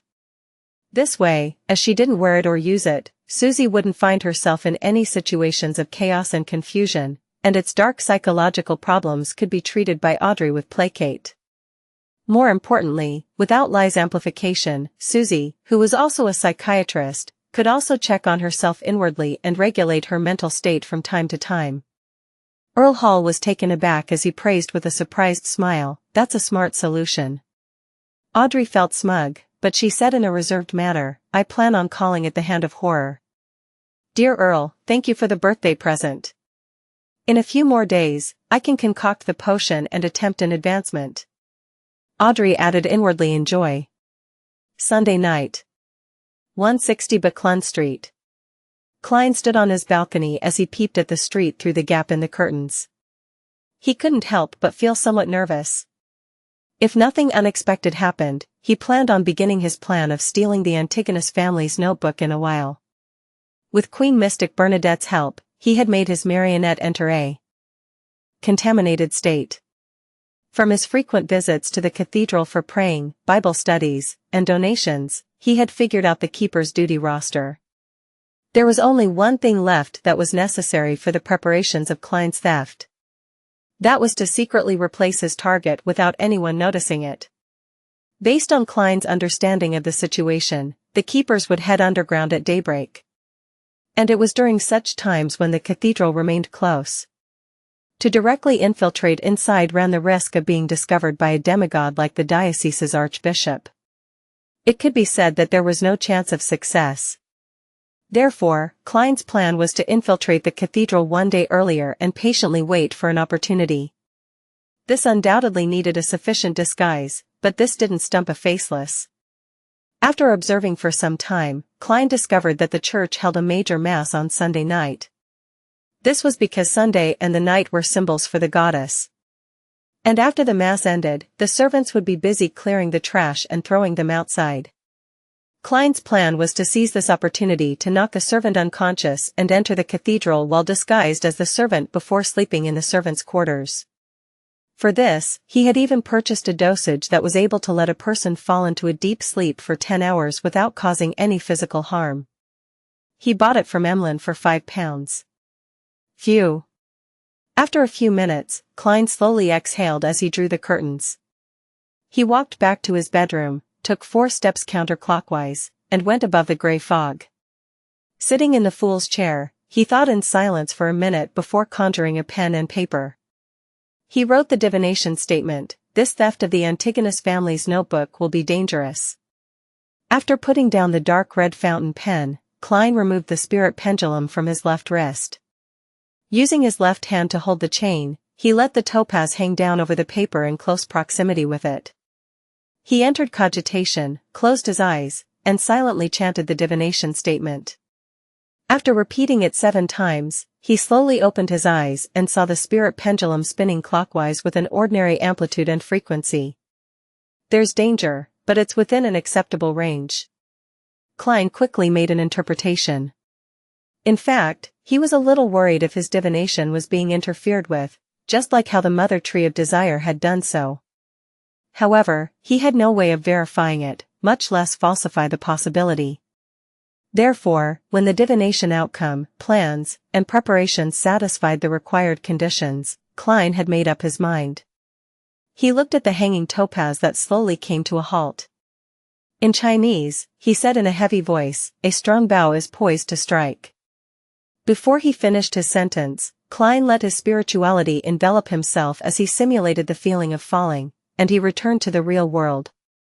This time, he planned on only bringing 3 items with him: creeping hunger, Señor's gold coin, and Azek's copper whistle. The characteristic they had in common was that they could be stored inside an iron cigar case. He could use paper angel and a wall of spirituality to provide a double layer of screening. As for the other items, there was a high chance that they couldn't pass through Chinese Gate, as they could easily trigger an anomaly at the core seal. Therefore, Klein had left the rest of his items, as well as his money, above the gray fog, prepared to immediately flee if anything went wrong. It's just that the 3% Coim Company shares worth £12,800 is tied to Dwayne Dantes' identity. Klein quickly reined in his thoughts, picked up a mirror, and placed it on the pillow. Following that, he drew the mysterious symbol used for summoning erodes. The mirror on Klein's pillow glowed with an aqueous luster as silver points of light gathered to form Loanese words. "Exalted Great Master, your loyal and humble servant, Erodes, is constantly at your service." Klein stood beside the bed and looked at the mirror before calmly asking, "Where is the Antigonus family's notebook located behind St. Samuel Cathedral's Chinese Gate?" He wanted to confirm the location so that he could directly head for his target and complete his plan in the shortest time possible.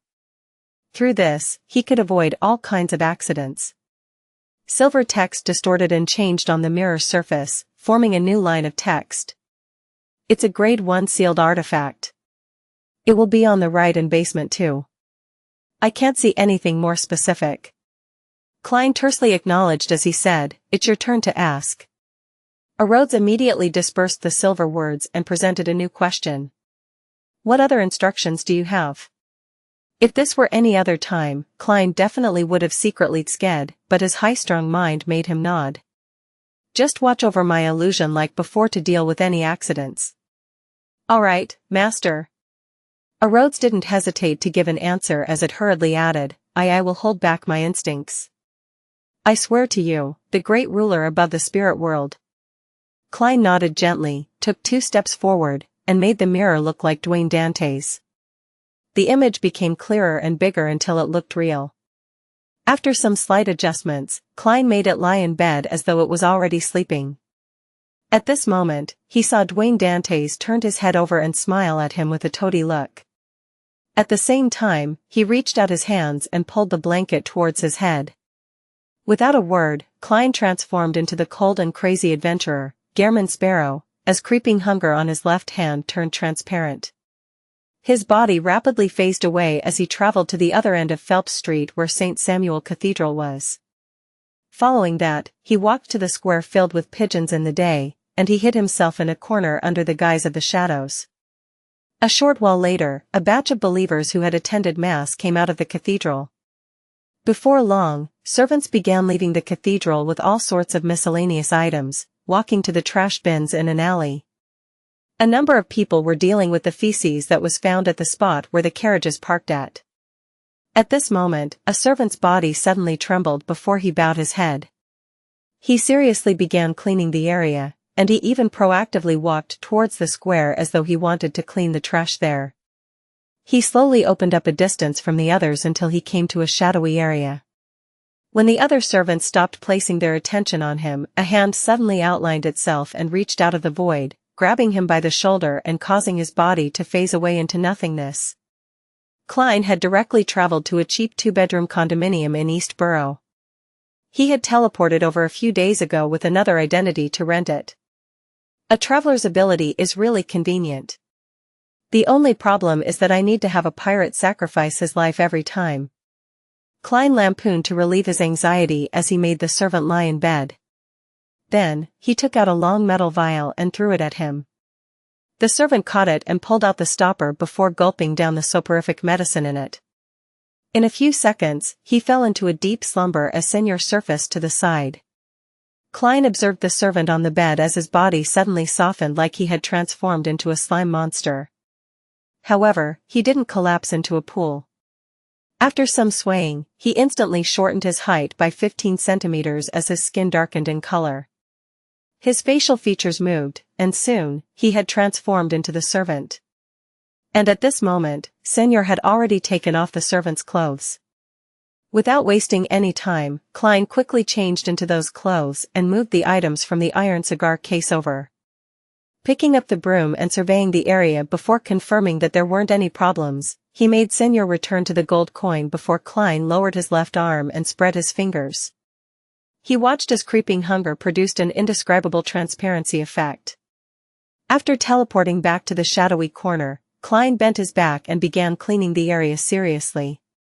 Step by step, he approached the busy servants but maintained a distance from them to prevent anyone from chatting with him, which would increase his chances of being exposed. After about 30 minutes, the servants gathered together and entered St. Samuel Cathedral and turned into a side door. At a distance away from the priests, a servant stretched his arms and said, "How tiring." Klein pretended to look uninterested in the conversation due to his fatigue as he tersely nodded without participating in the conversation. Soon, they returned to the servants' quarters. It comprised of 2 rather big rooms, with many bunk beds inside. Beside each bed was a wardrobe and chest. Klein was immediately at a loss. He didn't know whether to head left or right. Thankfully, he was a seer. He could solely rely on his spiritual intuition on matters that didn't involve beyonders or mysterious domains. Furthermore, he was still holding on to a broom. Hence, he pretended to have his hand slip and secretly did a dowsing rod seeking. He received a revelation that he should head right. When he entered the room on the right, Klein deliberately slowed down a little, observing the actions of the other servants. Then, he mimicked them by placing the broom in the region behind the door.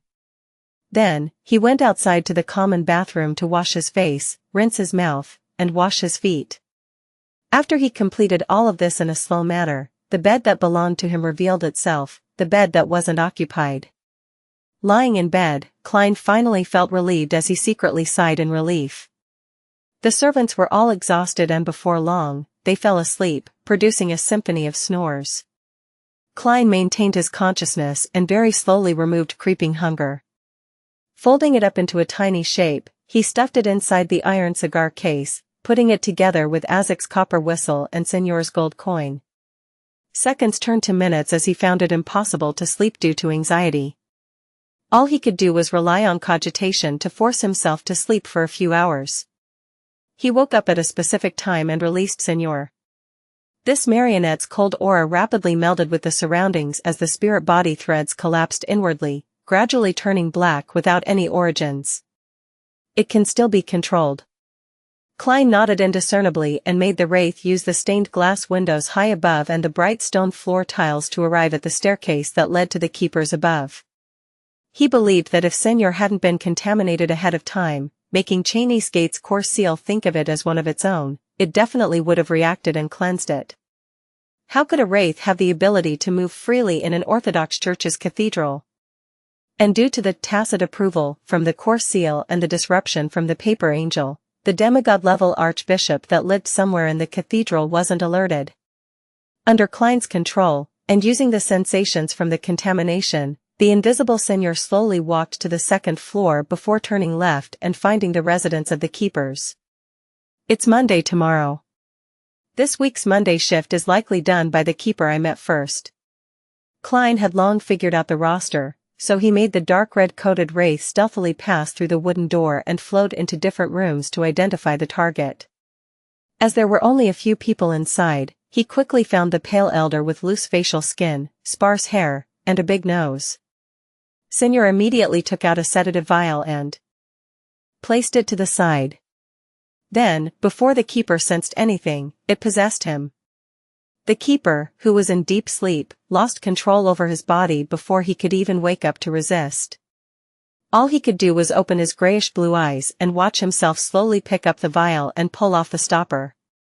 Then, he downed the liquid inside. His body convulsed abnormally as his organs seemed to be engaged in a violent struggle. After a full minute, he slowly went limp and closed his eyes again, entering a dreamless sleep. After doing all of this, Seigneur left the body of the keeper and used all kinds of mirror surfaces to leap back to the servants' quarters before entering Klein's body. Klein immediately emitted a cold, dead, and distant aura. Even showing an expression appeared to be difficult. He slowly got out of bed and silently left the servants' quarters. In the shadows and murals that weren't illuminated by the moonlight, he walked to the second floor and entered the target's room. Standing by the bedside, Klein, whilst in the appearance of a servant, slowly grew taller as his hair turned gray and sparse while his nose enlarged significantly. In just a few seconds, he looked identical to the keeper who just drank the sedative. Even his aura was identical. Changing into the black clergyman's coat that was placed to the side, Klein moved the keeper's and servants' clothes underneath the bed and laid down as he kept note of the time. At 5:30, he woke up ahead of time, finishing the white bread he had prepared the night before and drank a cup of water. He then looked quietly out the window. Just as day broke, Klein maintained his deadpan state and walked out the door. He went to the first floor, and following the path he had previously verified, he took a left turn. After walking for a moment, he wasn't surprised to see a priest. This was his experience as a former Nighthawk, therefore, Klein wasn't too worried that he couldn't find the path. The priest stood outside a secret door that led underground. As he raised his right hand, he tapped 4 times clockwise on his chest and said, "May the goddess bless you." "Praise the lady," Klein replied hoarsely and similarly drew a crimson moon. He didn't stay any longer and walked past the priest. Under the lamps that lined the walls, he walked down the staircase and arrived at the crossroads. Based on his understanding of his environment, Klein believed that turning right would lead the cathedral, and it would likely lead to the disguised security company or other organization belonging to the Nighthawks. Therefore, he didn't hesitate to turn left. At that moment, he saw a man wearing a red glove walk over. The casually dressed man had black hair and green eyes with handsome looks. He was none other than Leonard Mitchell. Upon seeing Leonard, Klein's back muscles instantly stiffened. His nerves tensed up like a fully drawn bow that could snap at any moment. He remembered very clearly that Leonard had a marauder pathway angel, Pallas Zoroast, parasitizing him. He could sense the uniqueness about his body and, from that, see through his disguise. If that grandpa were to inform Leonard of the problem with the keeper in front of him, that would be troublesome. "I'll just have to hope that my dear poet is afraid that his secret will be exposed and that he would feign ignorance." Back in Tingen, although he often said that everyone has their secrets and that there's no need to worry about it, that's all regarding matters pertaining to the church. Who knows if he suddenly feels the need to uphold justice and decides to be loyal and take the risk to expose me. After all, this matter is very similar with Ensanguils. At that moment, Klein's forehead nearly broke out into a sweat. To be frank, he never expected to encounter Leonard while heading to Cheney's Gate because he was a red glove and not an ordinary Nighthawk. There was no need for him to be on duty, so there wasn't a need for him to be here at that moment in time. However, Klein immediately thought of a crucial point. The one who could detect his uniqueness was Pallas Zoroast and not Leonard Mitchell. The former's attitude was more important. The grandpa knows that I know of his existence. Once he exposes my disguise and pushes me into a corner, he has to be prepared to be exposed by me. When the time comes, we will definitely be trading blows with each other, benefiting no one. And for an angel from the Marauder pathway who doesn't believe in the goddess, there's no need for that. If I were him, I would pretend that nothing had happened. I wouldn't even remind Leonard Mitchell, leaving my safety to be decided by my host. As he quickly cleared his train of thought, Klein composed himself and walked over towards the red-gloved Leonard Mitchell. Leonard indifferently looked at the keeper with grizzled sparse hair. He couldn't help but raise his right hand to cover his mouth and yawn. He has nothing better to do because he doesn't sleep at night, so he'd gone to the duty room to play cards with the person on duty? What a perfect sleepless. Klein roughly understood the reason for the red-glove poet appearing. He recalled the reactions of the keepers when they met Nighthawks and Tingen. He silently nodded his head at Leonard and drew a moon with his right index and middle finger, tapping his chest 4 times in a clockwise manner. Leonard used the same action in response as he passed by the keeper without noticing anything. Klein silently exhaled as he maintained his usual pace and gait until he reached his destination. The iron-black double door was heavy and cold. Engraved on it were 7 sacred emblems appearing as though nothing could stir it. Klein turned his body to the side and took 2 steps to the side. He knocked on the keeper's door, and under the gaze of the Nighthawk on duty, he opened Cheney's gate. The darkness deep inside immediately surged out. Even though there were silver candles with engraved patterns burning silently inside, they were unable to disperse such a feeling. And the ghostly blue flame accentuated the deathly silence. Meanwhile, Klein felt that something invisible in the darkness was grazing past his skin and entering deep into his body. It passed through the boundary of reality and illusions, connecting to Wraith Seigneur. Suddenly, without even activating his spirit vision, he saw black threads covering the area behind Cheney's gate. They were gently swaying, either bundled or extended out as though a lady was spreading out her hair, or some monster was flailing its tentacles. Klein walked forward with a deadpan expression. After entering the sealed land, he turned around and closed Cheney's gate. At that moment, all the sounds outside were completely cut off. The silence inside was like a kingdom of the dead. It made him imagine and feel fear.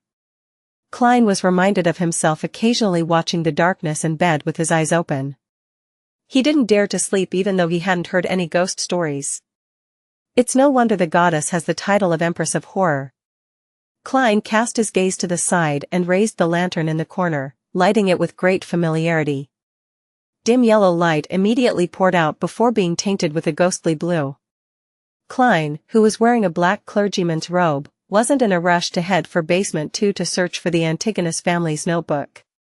Instead, he stayed behind the gate and patiently waited. He was doing so in the event that the Nighthawks were in urgent need of something but could only wait until daybreak since they were unable to retrieve them at night. Based on his experience, keepers were most easily disturbed in the first 5 minutes of them entering Cheney's gate. As long as he survived that period, and as long as there weren't any additional accidents, the normal retrieval process of materials would happen after 8.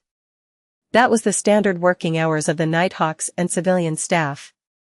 In other words, once Klein lasted the first 5 minutes, he wouldn't be disturbed by the Nighthawks for the next 2 hours. Of course, he didn't have that much time for his operation. The Church of Evernight opened at 8, and the servants would wake up an hour or an hour and a half ahead of time to get down to work. After 6:30, the other servants could realize that one of them was missing. Time ticked by as Klein's heartbeat couldn't help but speed up. He found the 5 minutes excruciating. Finally, his countdown finally ended as he cast his gaze towards the stone stairs in the darkness. It was the passage that led to the 2nd floor. At that moment in time, there was no one in here that could restrict him. At this stage, Klein believed that he had overcome 70% of the difficulties. The remaining 30% consisted of how he would leave after obtaining the notebook. Of course, there was always a certain chance for all kinds of accidents to happen. Klein didn't wish to be careless as he raised a lantern and walked to the stone staircase. To other Beyonders, the first level behind Cheney's gate was actually a lot more attractive than the sealed artifacts. There were all kinds of beyonder ingredients, potion formulas, and secret knowledge here. There were even captured heretics that had been apprehended, as well as unaffiliated beyonders. Be it trying to be rich, to advance, or to rescue their companions, an infiltrator just needed to search around this level. However, Klein needed to head deeper inside where the dangerous items were sealed. Passing through a few tightly locked stone chambers, he clearly sensed people inside. However, they weren't making a fuss or roaring, nor were they pleading for mercy or shouting for help. They were silently lying there or sitting there. Their auras had already turned cold. The lantern's light flickered as it illuminated the staircase that led down. Klein focused again and steadily walked deeper underground. He didn't run, afraid that he would trigger a negative reaction from the core seal. As it became darker, the ghostly blue flames from the elegant candle stands on the two ends had weakened. They appeared as though they were about to be extinguished at any moment. And at that moment, the pure darkness might bring about unimaginable horrific changes. Klein repressed his instinctive fear as he finally walked down the stairs and came to basement 2. With a wraith's night vision, Klein discovered that there were strange walls made of steel, bricks, mud, and silver. They were sectioned off into different regions, with certain spots open and other rooms tightly shut. All of them had a sealed artifact. With the lantern in hand, he turned left as the scene before Klein's eyes lit up. He saw a burning flame and a glowing red and black anthracite and charcoal. The region was in a half-open state. Inside was a bathtub-like object made of steel. The area beneath it was dug open and was stuffed with anthracite, charcoal, and other flammable objects. They kept burning, making the steel bathtub produce bubbling sounds, letting the steam emanate out, condensing on the ceiling and dripping down like rain. An artifact that needs to be soaked in hot water for the seal. And the keepers need to periodically add anthracite and charcoal to prevent the fire from extinguishing. If there's a sealed artifact that can constantly emit high temperatures, they can be placed together, making the seal easy. Klein glanced at the steel bathtub. Hoping that no accident spoiled his plans, he approached it and used a tool to add some anthracite into the fire pit. When he looked up, he noticed something through the corner of his eye. Immersed under the hot water in the bathtub was a silver metallic object. Together, they seemed to form a heavy full-body armor. And a part of it had unremovable dark red blood stains and splattered red spots. 1-42. An ancient god's blood. So now it's permanently stored in the Backland diocese. Klein had seen this sealed artifact before as the corresponding information surfaced in his mind. Just as he was about to retract his gaze, he saw the Spartan's silver helmet. The helmet's visor had been pulled down, making its interior appear dark. At that instant, Klein felt that a gaze was penetrating it and casting itself on him. He trembled as he hurriedly took 2 steps back, his heartbeat racing erratically. Not daring to observe it any further, Klein composed himself and cast his gaze forward as he steadily walked forward and left the area. After passing through a few sealed areas, his spiritual perception was triggered. He felt that something on the right was summoning him. Furthermore, it was producing the beating sounds of an expanding and contracting heart. Indeed, the Antigonus family's notebook has been waiting for me all this time. Klein silently confirmed his earlier theory, and following the illusory summoning, he changed direction and approached it. In just 2 or 3 minutes, he saw a room with an ajar stone door. It was dark inside without any source of light. With the lantern's illumination, an empty bookshelf formed from white bone appeared in Klein's eyes. On it was an ancient notebook in a black hardcover. It was the Antigonus family's notebook. Hornacis. Phlegria. Hornacis. Phlegria. Illusory voices drilled into Klein's ears as he confirmed his target. Things happened very smoothly, but Klein didn't dare to be careless or rash. He carefully entered the room as he slowly approached, afraid that the mechanism that sealed the Antigonus family's notebook would inflict harm to him. Hence, when he closed in, a hand in a dark red sleeve suddenly reached out from his abdomen. It was Ray Seigneur's hand. One of the principles of a marionettist, use as a marionette as much as possible in situations that a marionette could be used. If anything were to happen, the marionette would bear the brunt. At this moment, there was a slam from the direction of the door as though someone had walked in. Klein's pupils dilated as he lunged for the bone shelf without any thought, making the marionette's hand by his abdomen grab the Antigonus family's notebook. At the same time, his right hand reached into his clothes and opened the iron cigar case and wore creeping hunger. He was attempting to teleport directly outside before the course seal reacted. During this process, a scene of the door naturally appeared in his mind. A figure wearing a hooded classical robe was standing there. The figure had a pretty face that wore a lifeless expression. The deep black eyes lacked any spirituality. That high-ranking member of the church that directly wiped Mr. A out of existence and ended the great smog of Backland? Why would she be hiding underground? That's not logical. Just as a sense of horror emerged in Klein's heart, he instinctively lowered his head to look at his body. His body was rapidly being wiped away like an eraser erasing a pencil drawing. Before he could touch the Antigonus family's notebook, he had completely vanished. Before his brain short-circuited, Klein only had time for two thoughts. How powerful. There's no way to resist. I wonder if I can be revived from such a death. As his thoughts resonated, Klein's vision turned pitch black. He lost all his senses as he entered a dreamless slumber. After an unknown period of time, the silent darkness suddenly stirred. He vaguely felt a sense of grogginess as he felt a cold wind blow at him. As his thoughts thawed bit by bit, Klein slowly opened his eyes and saw fog everywhere above him. The crimson moon was hidden in it, occasionally showing itself. Did I just resurrect again? Or have I entered the underworld? Even if it's the latter, that's not too problematic. I might even be able to get the skeleton messenger to contact Mr. Azek. However, I'll have to become an undead creature or spirit world creature. Klein's mind was still a little heavy, as though someone had injected glue into his brain, preventing him from expanding on his thoughts. Slowly, he sensed his body and heard his heart beating. His mind quickly turned lucid as he believed that the possibility of him resurrecting was higher. Perhaps, he had been thrown out into the wilderness. Pah! Klein's joints produced a crack as he jumped to his feet. Without checking his physical condition, he first observed his surroundings and confirmed the type of environment he was in. The first thing he saw was a fog that permeated the area and the dark and stillness of the night. And close by was a tiny town. The most striking building in the town was an extremely ancient spired cathedral. It was completely black in color. There wasn't a bell tower, and at the top of it were pitch-black ravens spiraling around it. Around the cathedral were many buildings. They were normal two-story residences and simple wooden huts. There were bread shops with hanging signboards and grayish-white mills using water wheels for power. However, there wasn't a single pedestrian. They seemed to be asleep in the quietness of the night. As a seer, Klein instantly found the town very familiar, as though he had seen it somewhere in the past. After a brief recall, he remembered what it represented. This was the source of danger of the nighttime in the ruins of the Battle of Gods.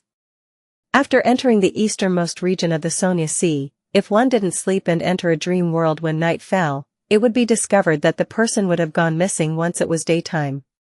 Klein had once been jolted awake in a dream with the Saint of Darkness, and he saw in the distance a place which was enshrouded in the tranquility of the night. There was a mysterious and bizarre foggy town. He even suspected that all the living beings that vanished at night in the ruins had entered the town. Now, he was there himself. He was less than 100 meters from the foggy town. It's related to the night. The target vanishes like it was erased. The power of that high-ranking member of the church doesn't directly kill her enemies, and she instead sends them here? Do the living beings that vanish at night in the ruins also encounter such situations? But it's said that there's no way to obtain their whereabouts via divination. The only interpretation they can conclude is that they might still be alive. Of course, it's also possible that I can be resurrected, thus, appearing here. Amidst his thoughts, Klein retracted his gaze and used his ability as a clown to observe his physical condition. He had already changed back into Klein Moretti, but he was still wearing the keeper's black clergyman robe. he didn't have any signs of an injury on him. Filled with experience, Klein quickly calmed down. His right hand reached into his pocket and opened the iron cigar case. He took out the folded human-skinned glove and wore it on his left hand. After confirming that creeping hunger could still be used, Klein lifted Azek's copper whistle and blew into it. However, the skeleton messenger didn't appear in the spirit vision he quickly activated. Klein wasn't too surprised with such an outcome. Instead, he found it normal. After all, the people who had vanished on the eastern front of the Sonia Sea had yet to be found. After all, over the years, there was likely no lack of beyonders here who could summon messengers, such as the members of the Numinous Episcopate.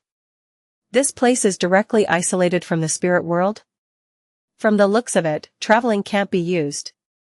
As expected of a high-ranking member the church sent to deal with the great smog of Backland.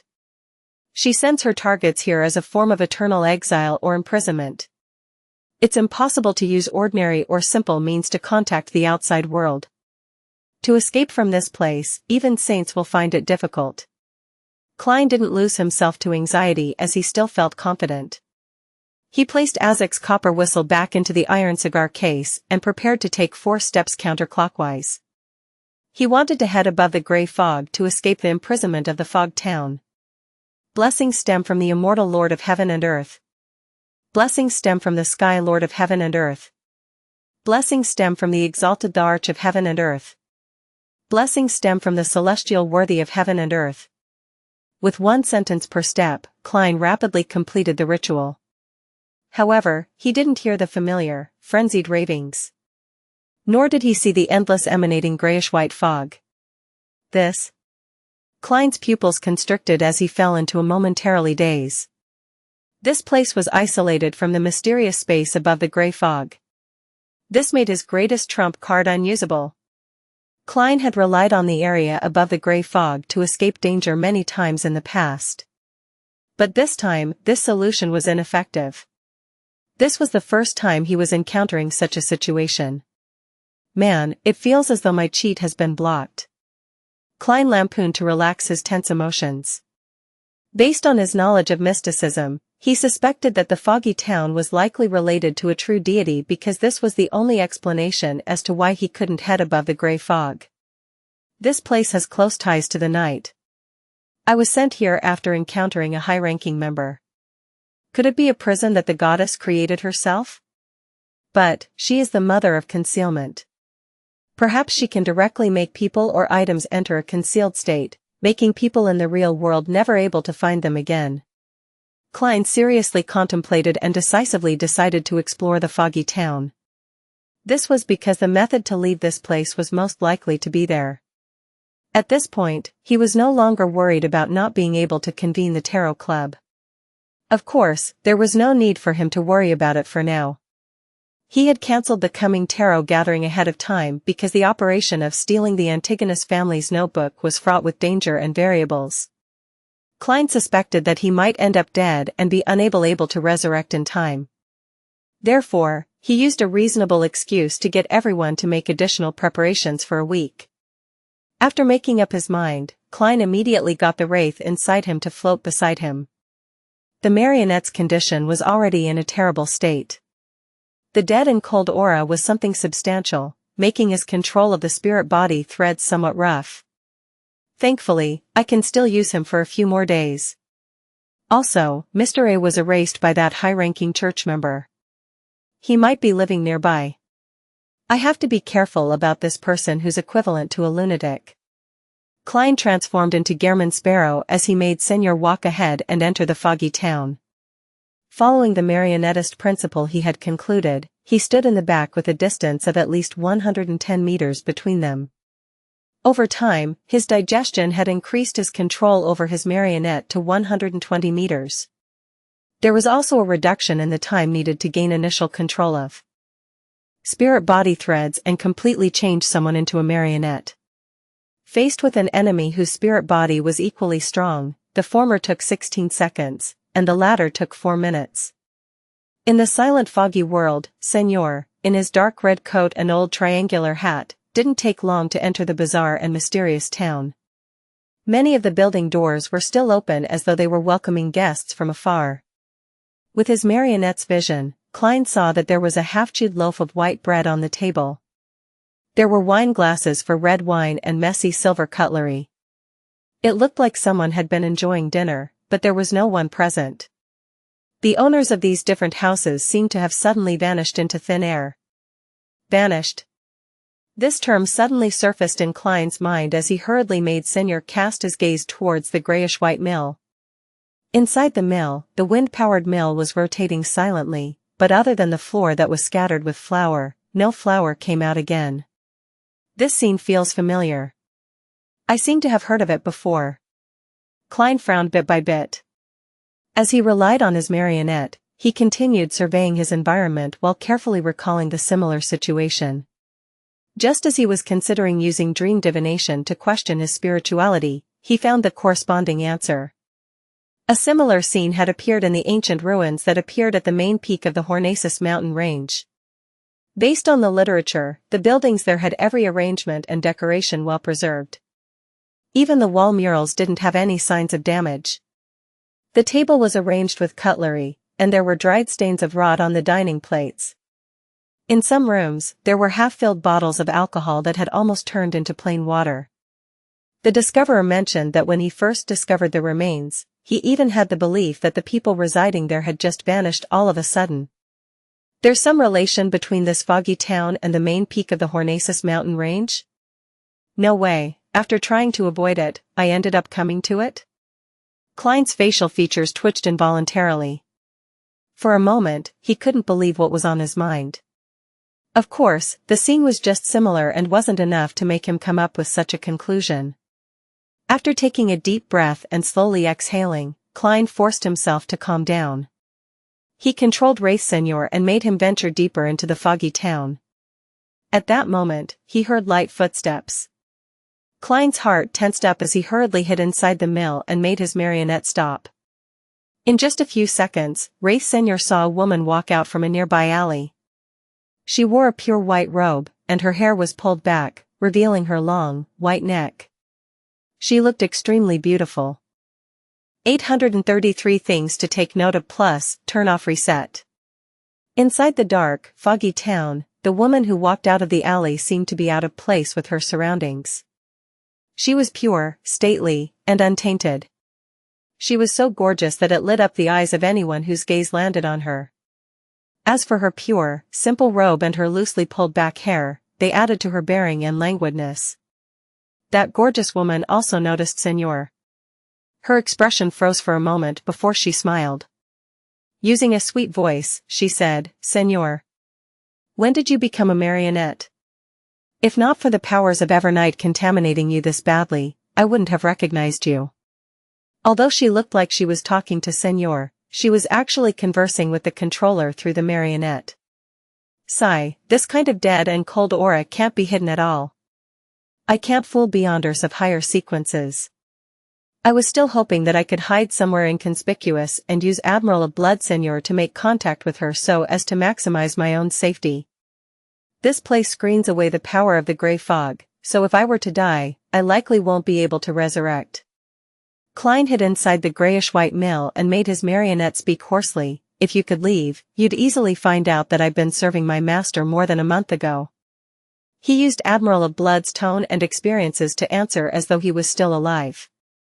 This was the acting principle of a marionettist, to let each marionette have their unique identity and setting.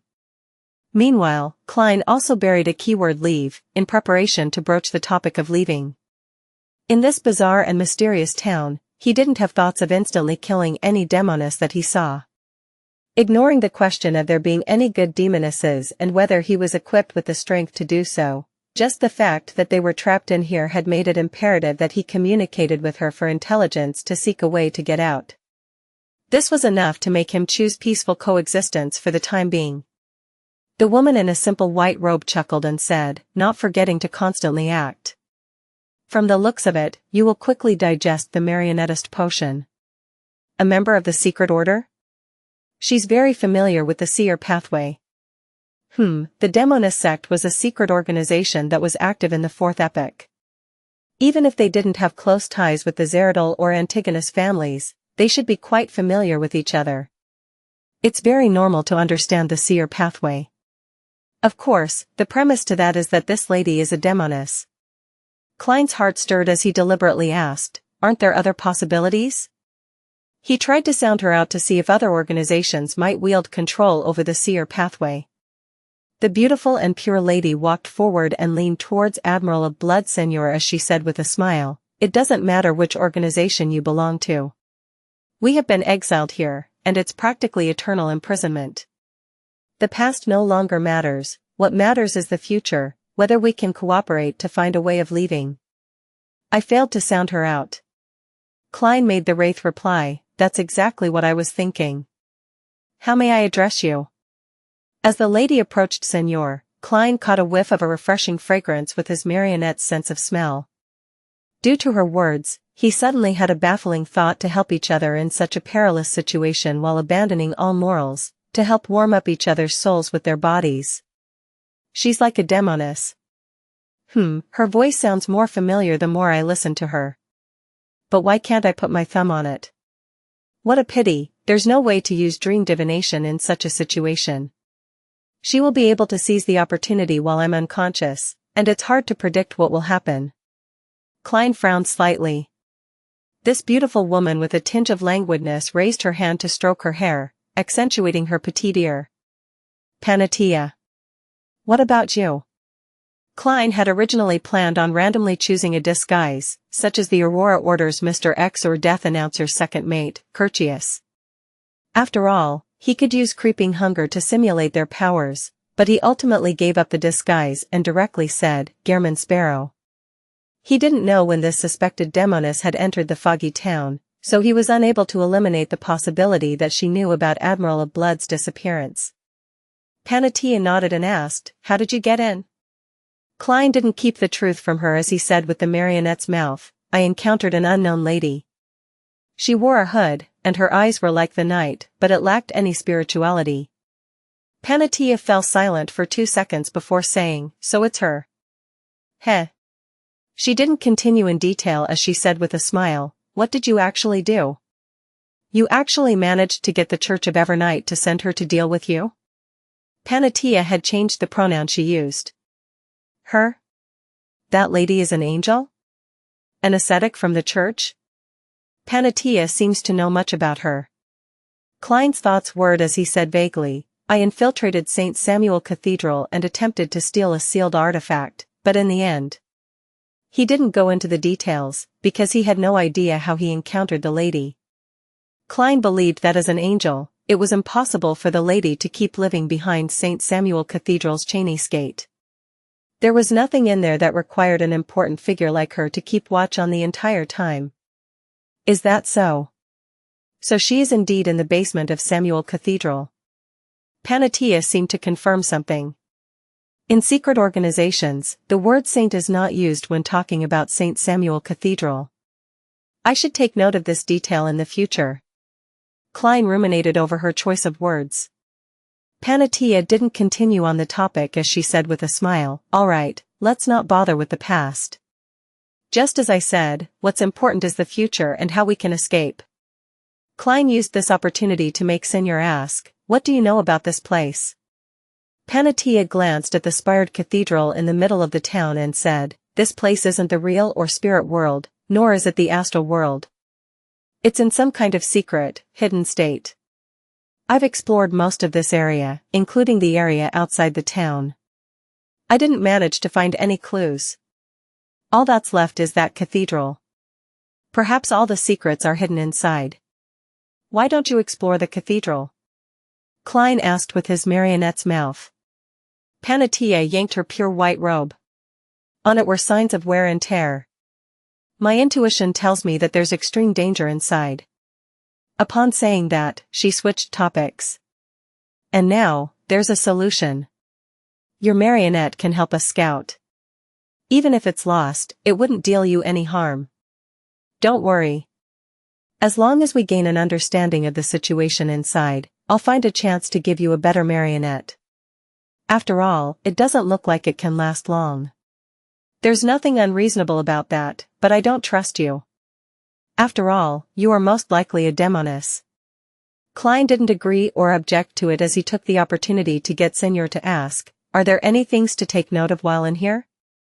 Panatia pursed her lips and said, due to various reasons, a sizable number of people end up here, but they have all vanished. All vanished? Klein's heart palpitated as he asked, what happened? Panatia sighed and said, there are things I'm not sure about. Some entered those buildings and ate some of the food inside. Then, they vanished, instantly.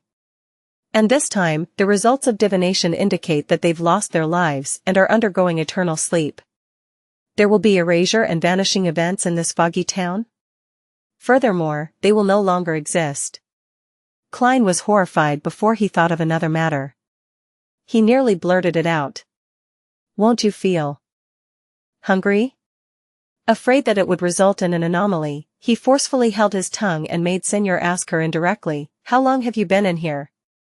As though sighing and laughing, Panatia said, perhaps it's been half a year. I've witnessed many people cannibalize others for sustenance. Thankfully, I don't need much and can live very long with a bit of food. And on a human's body, there is food that won't damage the body too significantly. As she spoke, she raised her hand and pointed at the crimson moon hanging behind the fog. Another thing to take note of is that once the crimson moon turns clear, there will be changes here. It will become extremely dangerous. I've been severely injured as a result. As she said that, she turned to point at a tear in her pure white robe. Klein subconsciously made Senor cast his gaze over, and he saw that at her collarbone underneath the tear, there was a deep wound that exposed her bone amidst fair, supple skin. At this moment, the skin transformed, producing dense patterns of mystery and colors of darkness and evil. Klein's mind seemed to explode as ravings and cries resounded in it. Meanwhile, his breathing became difficult as his body rapidly weakened. He couldn't help but collapse backward as he broke into a coughing fit. Then, he saw the pure white robe and the two long female legs, Panatia. This lady had already entered the grayish-white mill, and as she watched the struggling German sparrow, she cracked the corners of her lips and revealed blood-colored tendrils in the gaps between her neat, white teeth. She softly said, "Got you. Got you." Invisible threads emanated over as Panatia said that. They quickly wrapped around German sparrow as though she was binding him into a cocoon. At this moment, the figure in a black clergyman robe suddenly turned thin, transforming into a paper figurine covered in metal rust. Klein's figure appeared outside the grayish-white mill as he ran frantically towards the depths of the town. He was a person who had seen the eternal blazing sun's true body and lived. He had a certain level of resistance towards a spirit-body impact and the inclination of a loss of control brought about by a mythical creature form. Furthermore, Panatia wasn't a complete mythical creature. Therefore, even without the gray fog's help, Klein was able to recover from the racking headache. As he suppressed his body's mutation, he sensed that he had been inflicted with ailments. While collapsing, he used his violent coughing as a cover for him to use paper figurine substitutes. Paper figurines weren't mystical items, nor did they have any spirituality. Hence, Klein wasn't afraid that it would trigger a reaction from the coarse seal behind Cheney's gate. Hence, he had brought quite a number with him. As Klein ran forward, he rubbed his right thumb and middle finger and lit up the flour piled inside the mill. Boom! The flour burst into flames as the mill was sent flying. The windmill outside collapsed to the ground as Panatia's figure crumbled bit by bit in the intense blast and scarlet flames as though she was a mirror. Almost at the same moment, her white-robed figure appeared behind Klein. Her loose, pulled-back hair instantly flared up and wildly extended in Klein's direction. Pa! As Klein snapped his fingers to ignite a tree leaf beside him, he controlled Senor to use mirror leap to appear in a window on a two-storied residence beside Panatia. Then, he attempted to make the terrifying woman's eyes reflect Senor's figure to complete the wraith possession. Scarlet flames suddenly leaped up and enveloped Klein's body, making him vanish from where he was as he appeared in a flame tens of meters away. As for Panatia's gem-like eyes, they seemed to hide mirrors that reflected figures wearing an old triangular hat and dark red coat. They overlapped one another and descended into chaos. Klein didn't hesitate to let Senor leave the window, transforming into a werewolf state to charge the demoness. Yes, Klein had already determined that Panatia was a demoness, and she was a demoness at the demigod level. The strands of black hair, as well as the invisible transparent threads, flared up, forming a ludicrous spiderweb that enveloped Senor, whose body was covered with thick, short hair. However, just as they made contact, Admiral of Blood's figure instantly phased away, causing the black hair and illusory demoness threads to pass through it. Without being able to touch him, it was obviously unable to bind him. He had taken his wraith form. Humph. Panatia's expression didn't change at all. All she did was produce a harumph. Suddenly, the thick hair strands and illusory threads that made contact with Senor burst into dark and silent black flames. They used spirituality as fuel, turning the wraith into a torch. Pa. Pa. Pa. Senor turned back into a werewolf from the burning as his limbs fell to the ground from the flame injuries. With that, a sequence 5 wraith perished completely. And at this moment, Klein had repeatedly snapped his fingers, jumping into different columns of fire and using his marionette's sacrifice to escape deeper into the town. With a few flashes, he had pulled open a gap of hundreds of meters from Panatia. Suddenly, Klein felt his forehead burning hot. His lungs began to heave as he panted loudly and emitted heated air. As he had been hit by the impact of seeing an incomplete mythical creature's form, he had been a little too slow at using paper figurine substitutes. He had failed to swap out his ailment, and he had suffered some of the damage. Klein had originally imagined that he just needed to persist until he escaped Panatia's range of influence, but to his surprise, his condition was worsening faster than he expected. Furthermore, despite having opened up a gap of hundreds of meters, he didn't escape the signs of being infected. Thud. Just as he was about to continue using Flaming Jump, Klein's knees buckled as he collapsed to the ground without successfully snapping his fingers. Immediately, he heard Panatia's pleasant laughter in his ears. Even if you were to escape to the other side of town, there's no way to escape my ailments. You ought to know that back in Backland, the entirety of East Borough was immersed in the plague fog I created. Apart from the most distant Empress Borough and West Borough, all the other areas were significantly affected as well. She's that Lady Despair who cooperated with Mr. A. She's one of the true murderers behind the Great Smog of Backland. Klein felt his mind go adrift as he found himself become very sick while reeling in pain and despair. Although it still wasn't lethal, the irresistible coughs prevented him from using most of his Beyonder powers. Panatia walked over as her beautiful eyes were stained with an indescribable color of bloodthirst. It was like a tramp finally seeing a sizzling steak after starving for days. In her hands were what was left of Senor's torso and 2 broken limbs. This was apparently meant to be her stockpile of food. Your finger snaps sounded good. I believe the taste of those 2 fingers should be pretty good. Panatia looked at Gehrman Sparrow as he coughed in the distance, speaking with the tone of a raving lunatic. Just as she finished her sentence, she raised her hand and stuffed Senor's index finger into her mouth.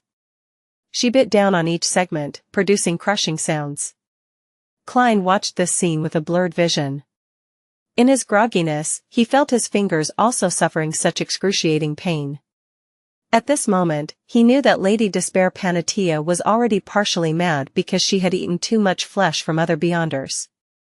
Although with her knowledge of mysticism, she would have definitely waited for the Beyonder characteristics to seep out before partaking in her meal, the deceased had been trapped in here without any food, making them each other's targets. It was inevitable that they slowly lost their minds as they approached insanity. How could she remain fine eating such meat? Just as Klein was reeling in despair and wondering what method he could use to save himself, he saw the crimson moonlight suddenly turn bright.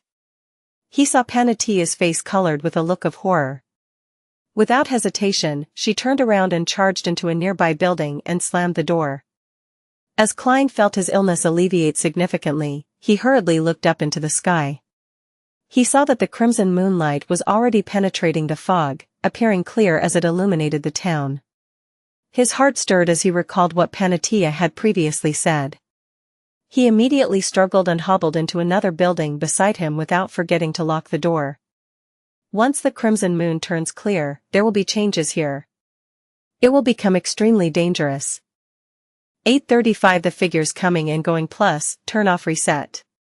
After rushing into the building and closing the door, Klein realized that the curtains behind the windows were constantly in a drawn state. Only some faint crimson moonlight seeped in, lighting up the room slightly. He didn't bother making any additional observations as he found a wooden chair and sat down. He attempted to enter cogitation to calm his inclinations towards mutating. Since he had witnessed a saint-leveled Beyonder's incomplete mythical creature form, how could he survive it that easily? This wasn't the mysterious space above the gray fog that came with recovery effects. As Klein was able to withstand mental blows relatively well, he was able to straighten his thoughts out early and prevent himself from losing control, thus, allowing him to successfully escape. However, this didn't mean that the problem had been resolved. He sat there, relying on cogitation and his control over his emotions to resist the waves of insane thoughts. During this process, he heard his cheekbones produce crunching sounds. He saw his black hair turn long and thick in an uncontrollable manner as his chest bulged through his clothes while his skin produced granules in the form of meat tendrils. After nearly 30 seconds, Klein finally exhaled and relaxed significantly. He had completely recovered from the effects that Panatia's incomplete mythical creature form brought. He even gained some new knowledge. The level she was at had despair at its core, making her good at creating and spreading plagues. The insanity and mutation from witnessing a mythical creature not only produce the symptoms of losing control of one's pathway, but it also comes with the traits of the other party's sequence. Back then, I was nearly baked by the eternal blazing sun, and this time, I nearly became a demoness. Klein looked down at himself, restoring his skin, chest, and hair to normal. If he wasn't a faceless, aside from letting those meat tendrils sink into his body, he would have to rely on external forces to resolve the problem. Without the time to poignantly sigh or analyze the situation, Klein slowly stood up and cast his gaze towards the tightly drawn, dark-colored curtains as he attempted to figure out his current situation. His expression suddenly changed because he heard rowdy murmurs outside the street. At that instant, he felt that, apart from him and Lady Despair Panatia, the uninhabited town suddenly had many residents. They were loitering across the streets and alleys, greeting one another as they discussed whether to only buy bread or be extravagant and buy a pound of beef. The foggy town suddenly seemed to come to life. However, none of the figures entered the buildings that lined the streets. They seemed to keep coming and going across the street, producing voices that one would find difficult to believe to be conversations, as they sounded more like the deep growling of savage beasts. Klein couldn't imagine the scene outside. All he knew was that even a demigod-level demoness had to hide from the danger. He retracted his gaze and thought deeply for a few seconds, silently muttering, "I can't head out. But I can't stay in here either. Who knows when that crimson moon will be covered by fog again, allowing Panatia to regain her freedom of movement. When the time comes, with us being so close, there's no way for me to escape. But, how do I move without heading out?" In his silence, Klein slowly turned his body and faced the pitch-black spired cathedral. According to Lady Despair Panatia, that cathedral was the only place she didn't dare explore. It was as though entering the cathedral was the only way to escape her hunt. Of course, a demoness like Panatia wasn't necessarily speaking the truth, but Klein believed that she wasn't likely to lie regarding such matters.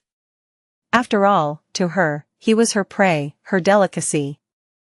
Besides, Panatia back then was using her speech and charm to entice him bit by bit, designing a trap for him so as to capture her prey. With a demigod's confidence, it was unlikely she would reveal information as a bluff. In addition, at such times, speaking the truth was the safest and most reassuring option. There was no need to worry about the prey escaping ahead of time due to the detection of a lie. Unless her half-mad state causes her to habitually lie, otherwise, it shouldn't be a problem. Klein, who was out of options, quickly made up his mind. He lowered his left hand and made creeping hunger turn transparent. Although he knew that traveling was useless, he still held out hope because this was the point when the crimson moon was at its clearest. There was no obstruction, and it was round like a silver plate. During such times, Mr. Door could transmit his shouts into the ears of his descendants from where he was lost. Traveling was enhanced, and anomalies happened, so it wasn't something impossible. Klein's figure rapidly phased away, but seconds later, his body outline appeared again where he stood. I can't enter the spirit world, to the point of not even sensing it. As a beyonder power, traveling only has a third of its uses. It can barely be used as invisibility. Klein muttered silently as he concluded his experiences and lessons. However, he was puzzled about one point. Traveling's phasing away and turning transparent is due to the unique traits of the spirit world, so why would it be effective?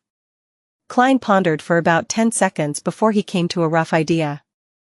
Every person must be connected to the spirit world because one's astral projection is located there.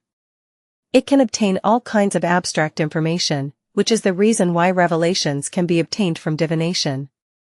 Therefore, when we are converted into a hidden and secret state, our connection with the spirit world becomes part of it. This can explain why I can still use the unique traits of the spirit world, but am unable to enter it. This is because the former had a portion of it hidden away. I didn't have the time to consider it before and had attempted flaming jump. I was met with success, and this also requires the unique traits of the spirit world. After confirming this point, Klein raised his right hand and snapped his fingers, attempting to ignite a half-melted candle in the neighboring building. He wanted to use flaming jump to pass through the neighboring buildings and slowly approach the spired cathedral. Once the crimson moon was hidden by the fog, he would reassess the situation to decide if he would take the risk and hide inside. A scarlet flame was set ablaze in the neighboring building as it slowly expanded and illuminated the surroundings. At that moment, the streets outside suddenly turned abnormally silent. All of the beast-like growls disappeared. The figures that loitered on the streets seemed to turn to face the building, using their gazes in an attempt to penetrate the windows. Klein instantly broke out into a cold sweat. He didn't dare to leap over as he instinctively snapped his fingers and extinguished the flame. After a brief silence, the rowdy murmuring sounded again. The indistinct figures continued walking here and there. Only then did Klein heave a sigh of relief. He raised his hand to wipe the cold sweat from his forehead. He discovered that he had unknowingly made several mistakes after entering the foggy town. In such a dangerous and bizarre environment, he hadn't divined if he should light the candle in the neighboring building. My spiritual intuition should have warned me, but it didn't. From the looks of it, after the gray fog was screened away, my spiritual intuition and sense for danger are no longer enhanced. Now, I'm just a little stronger than a marionettist of the same level. I'm far from being crazy powerful. It's because of this that I was incited by Panatia's instigator powers to look at her wound. I didn't receive any premonition for danger and subconsciously believed that it wouldn't be a problem with a marionette in between us. Klein temporarily didn't have time to have an after-action review of his previous battle. He placed his attention back onto approaching the cathedral without heading out. He began scrutinizing himself and his mystical items beyond her powers. Suddenly, his eyes lit up as he found a solution. This solution stemmed from a traveler's door opening which he thought was useless. This beyonder power was completely overshadowed by teleportation under normal circumstances, but in this mysterious and bizarre foggy town, just its usage of the unique traits of the spirit world became more useful. Klein wasn't in a rush to take action as he took out the gold coin which Seigneur used to reside in. Using divination to question his spirituality, he obtained the answer that he should penetrate the wall. And without any way to obtain a revelation from the spirit world, he could only choose to trust himself. He then walked to the wall that was shared with the neighboring building and pressed his hands on it.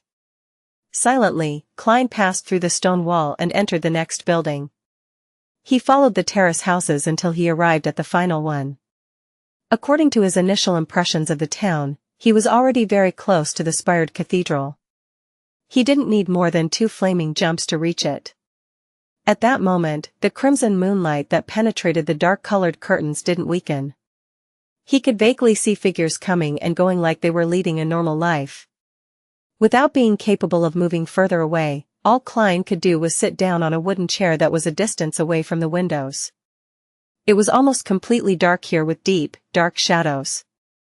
Only at this point did he have the time to recall the details of his encounter with Demoness Panatia. She's actually the murderer that caused the Great Smog of Backland. Tens of thousands of people died because of her. Even more people suffered the pain of losing their loved ones. Old Kohler who worked hard to live, Mamlas who worked hard to raise her 2 daughters. Klein closed his eyes as he lifted his head and took deep breaths.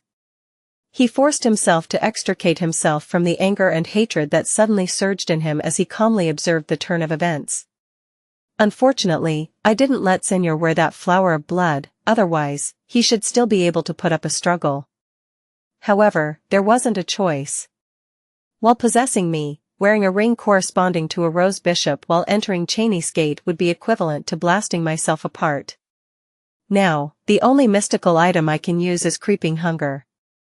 There's zombie, baron of corruption, desire apostle, and traveler inside.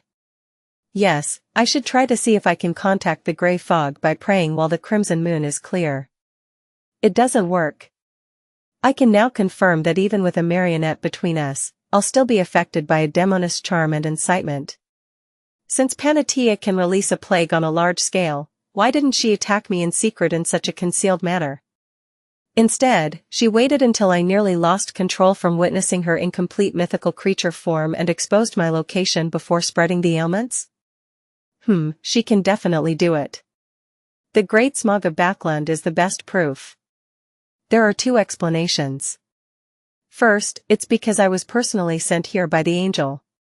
This made her place a great deal of attention on me, worried that spreading the plague in advance would be detected by my spirituality. Second, she's afraid of something, so she doesn't dare to blanket the area with her plague. If it's the latter, there are other dangers here. As Klein thought over the matter, he felt his spiritual perception trigger as a chill ran down his back. Almost at the same time, he saw that a deep shadow that blanketed him and the surroundings suddenly shrank, drilling towards his nostrils, mouth, and ears.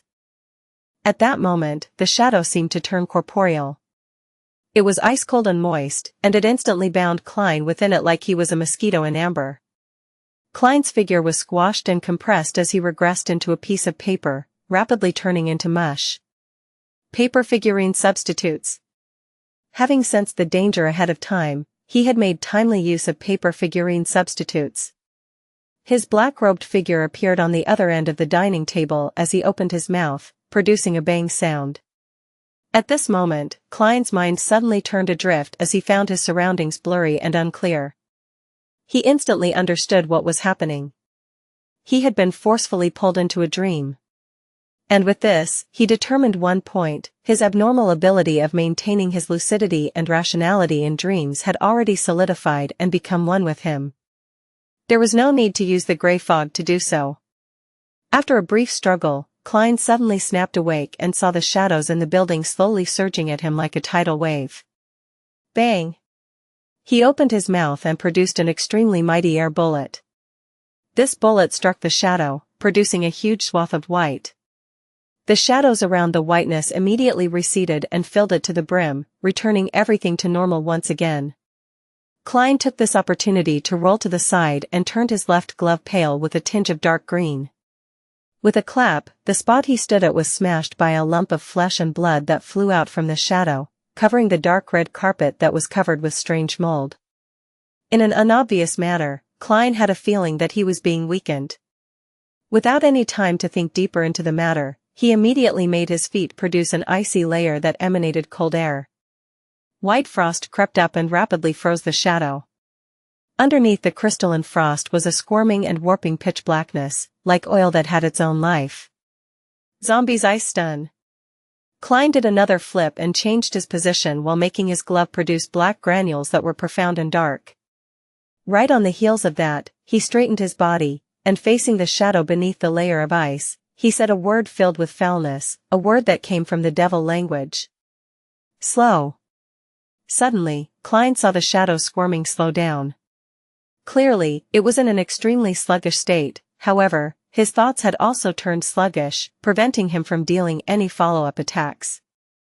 His language of foulness had been distorted, and although it was clearly directed at the shadow, it had been distorted to target the entire living room, hence, affecting himself. In just seconds, Klein extricated himself from the slowed state, and without any thought, he lunged for the dining table, picking up a plate with half a piece of steak and throwing it at the shadow. During this process, his left glove remained dark black, but it had a sinister and noble vibe. Bribe. He had used the steak to bribe the enemy, weakening the other party's offensive, defensive, and controlling abilities. At this moment, the figure suddenly shrank back into the corner of the wall, allowing the dining plate to smash and shatter into the melting ice. Then, the figure surged upwards, taking the form of a pitch-black figure with a hooded robe. In the palm of the figure, a transparent and blurry book appeared in front of him. It was accompanied by a distant and indistinct chant, "I came, I saw, I record." Just as the chanting sounded, the book rapidly flipped through the pages and produced a burning white spear. Mr. A? Has he gone completely mad?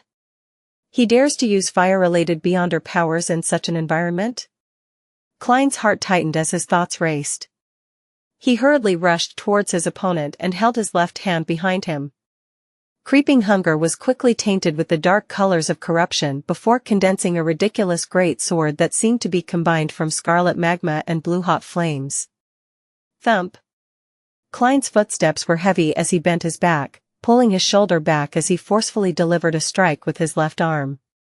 The muscles on his arm bulged as he swung the sword of lava. Pfft.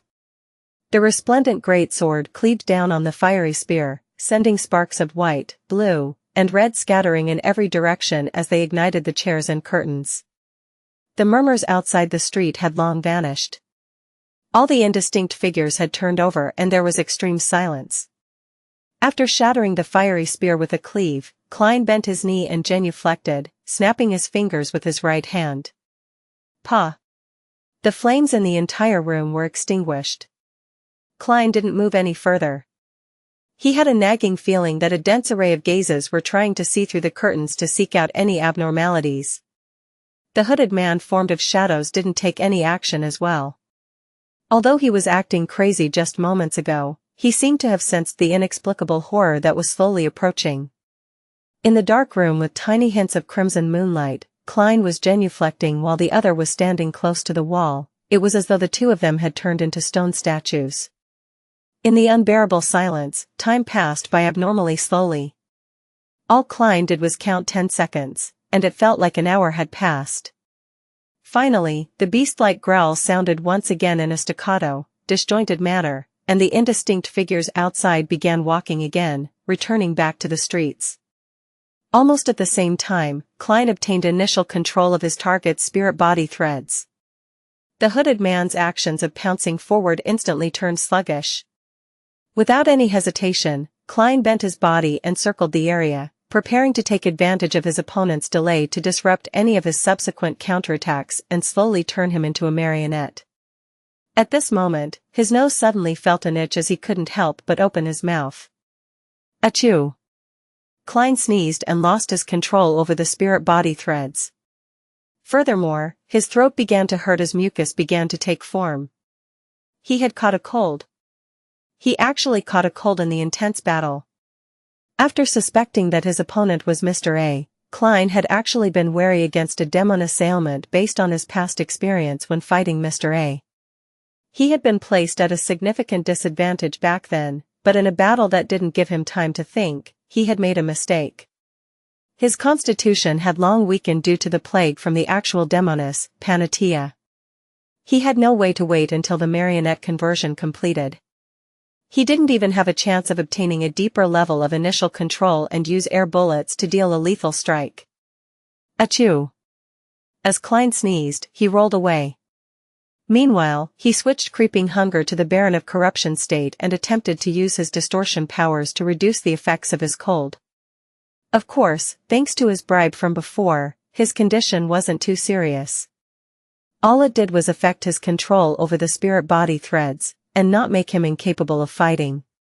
While rolling away, Klein noticed from the corner of his eye that his opponent was leaving his shadowy state. The hood slipped backward, revealing a face that looked beautiful like a female. It was none other than Mr. A. This Aurora Order Oracle had actually managed to survive this long despite the harsh environment. However, his eyes were already bloodshot. He looked at Klein as though he was looking at a delightful delicacy. The hunger that was innate and instinctive wasn't concealed at all. At that moment, Klein's mood didn't wane because he still had sufficient strength to do battle.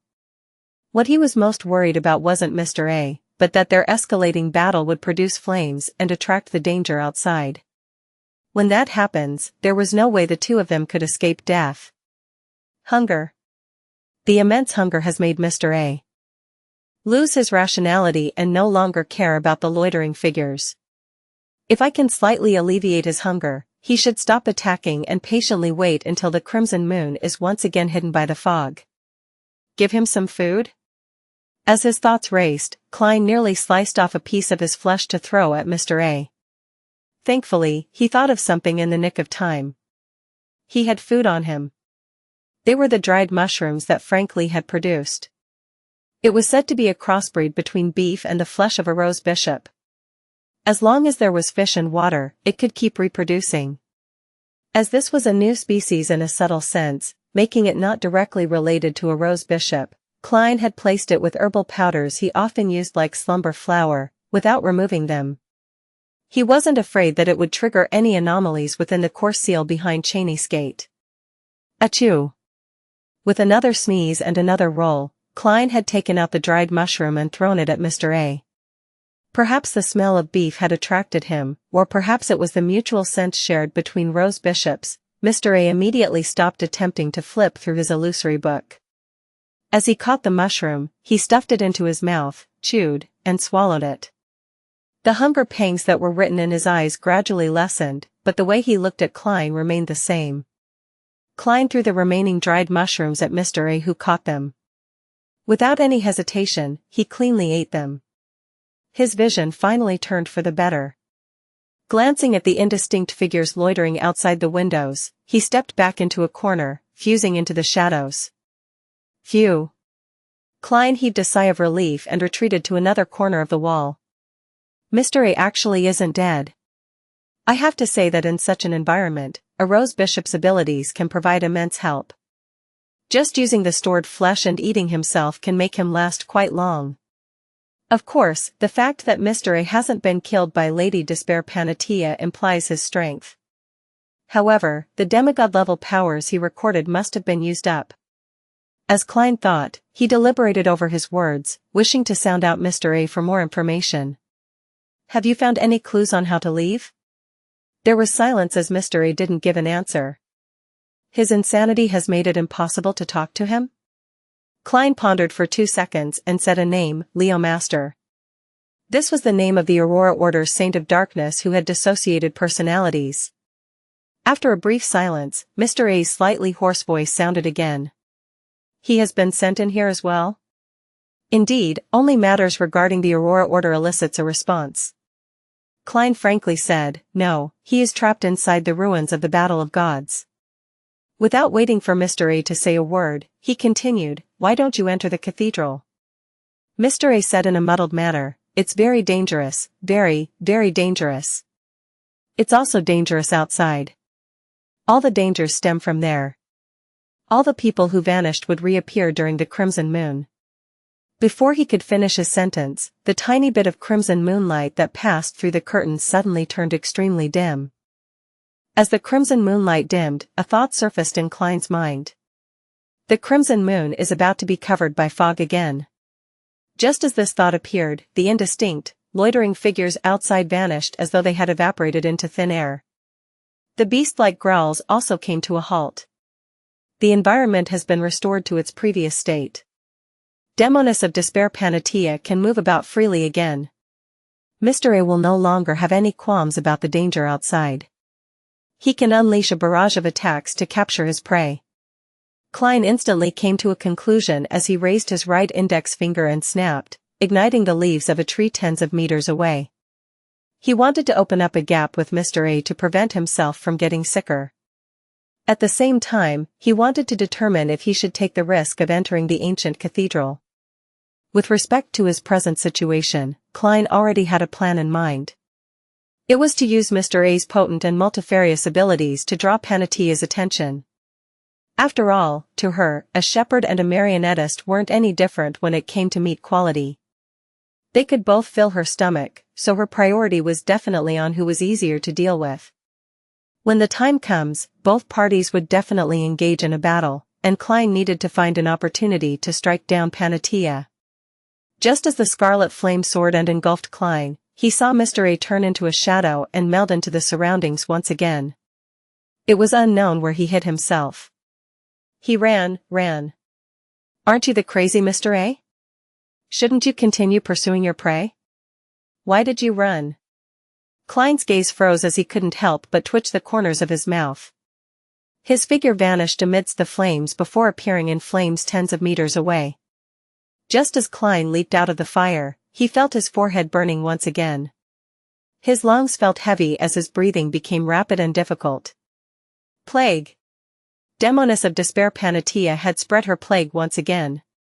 To Klein, this beautiful lady in a pure white robe had already floated somewhere in midair at some point in time, walking towards him. Beneath her feet were countless transparent and thin lines that formed a spider's web. They were connected to the surrounding buildings and trees, fully covering half the street. In the eyes of this demigod-level demoness, the intense hunger pangs were gone. The obvious bloodshot look in her eyes wasn't there, and the way she looked at Gehrman Sparrow was one of insanity and teasing. It was as though she wanted to drain his ability to resist, bit by bit, making him feel the deepest, most heavy, and most painful despair. Klein held back his urge to cough as he snapped his fingers again, causing the tree beside the cathedral to burst into flames.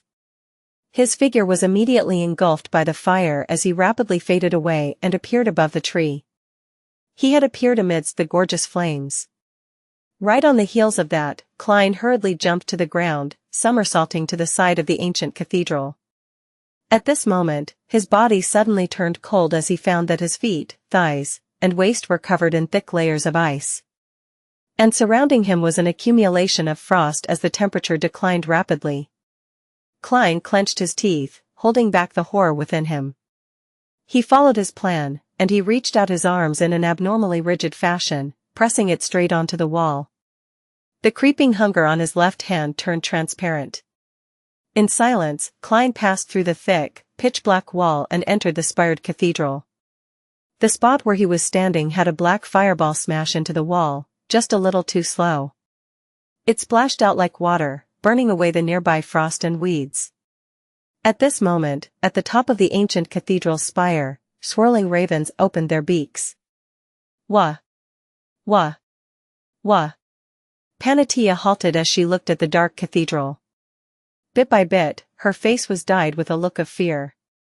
Inside the cathedral, Klein found himself unable to see anything, as it was darker than the outside. As the frost melted, and with him getting accustomed to the dim lights, he finally saw the scene before him. As far as he could see, there were figures being hung up in midair. They were all humans. Some of them were dressed in black classical robes, others in brown jackets. Some were wearing very fluffy skirts, while others had tattered clothes, making them resemble beggars. Some of them had boorish looks, others handsome with cut facial features. Some of them were beautiful, others tender, adorable, and looking youthful. None of them looked the same. No, there was something that they had in common. They were like meat that was undergoing a curing process. They hung from above, swaying gently as their heads were bowed and their eyes rolled back. Klein felt his scalp tingle as he no longer doubted that this place was extremely dangerous as described by Panatia and Mr. A. He held his back to the wall, planning on using door opening to leave to avoid danger the moment anything happened. He would then pass through the wall if he was discovered by the demoness of despair to avoid her attacks. By repeatedly doing so, he could ensure his safety. Whoosh! A cold air blew through the cathedral as the figures and corpses turned around, facing Klein. Their collars were like ropes that left their heads drooping. Klein nearly drew a gasp as he pressed his left palm onto the wall. At this moment, the figures began to sway like wind chimes. They opened their eyes and produced raving-like voices. Hornacis. Phlegria. Hornacis. Phlegria. Hornacis. Phlegria. The voices resounded into one, drilling into Klein's ears as he found it abnormally familiar. This was the raving that he had heard during his advancements in the past. It actually originated from here, from the foggy town. It came from the corpses that hung high in this ancient cathedral. At that instant, not only was Klein's scalp tingling, he even felt his body trembling. Could it be that this foggy town actually originates from the main peak of the Hornacis mountain range? That nation of the Evernight which vanished? Don't tell me that I really am on the mountain? However, why would it be inside this cathedral? These same ravings don't bring about a headache or push me towards losing control.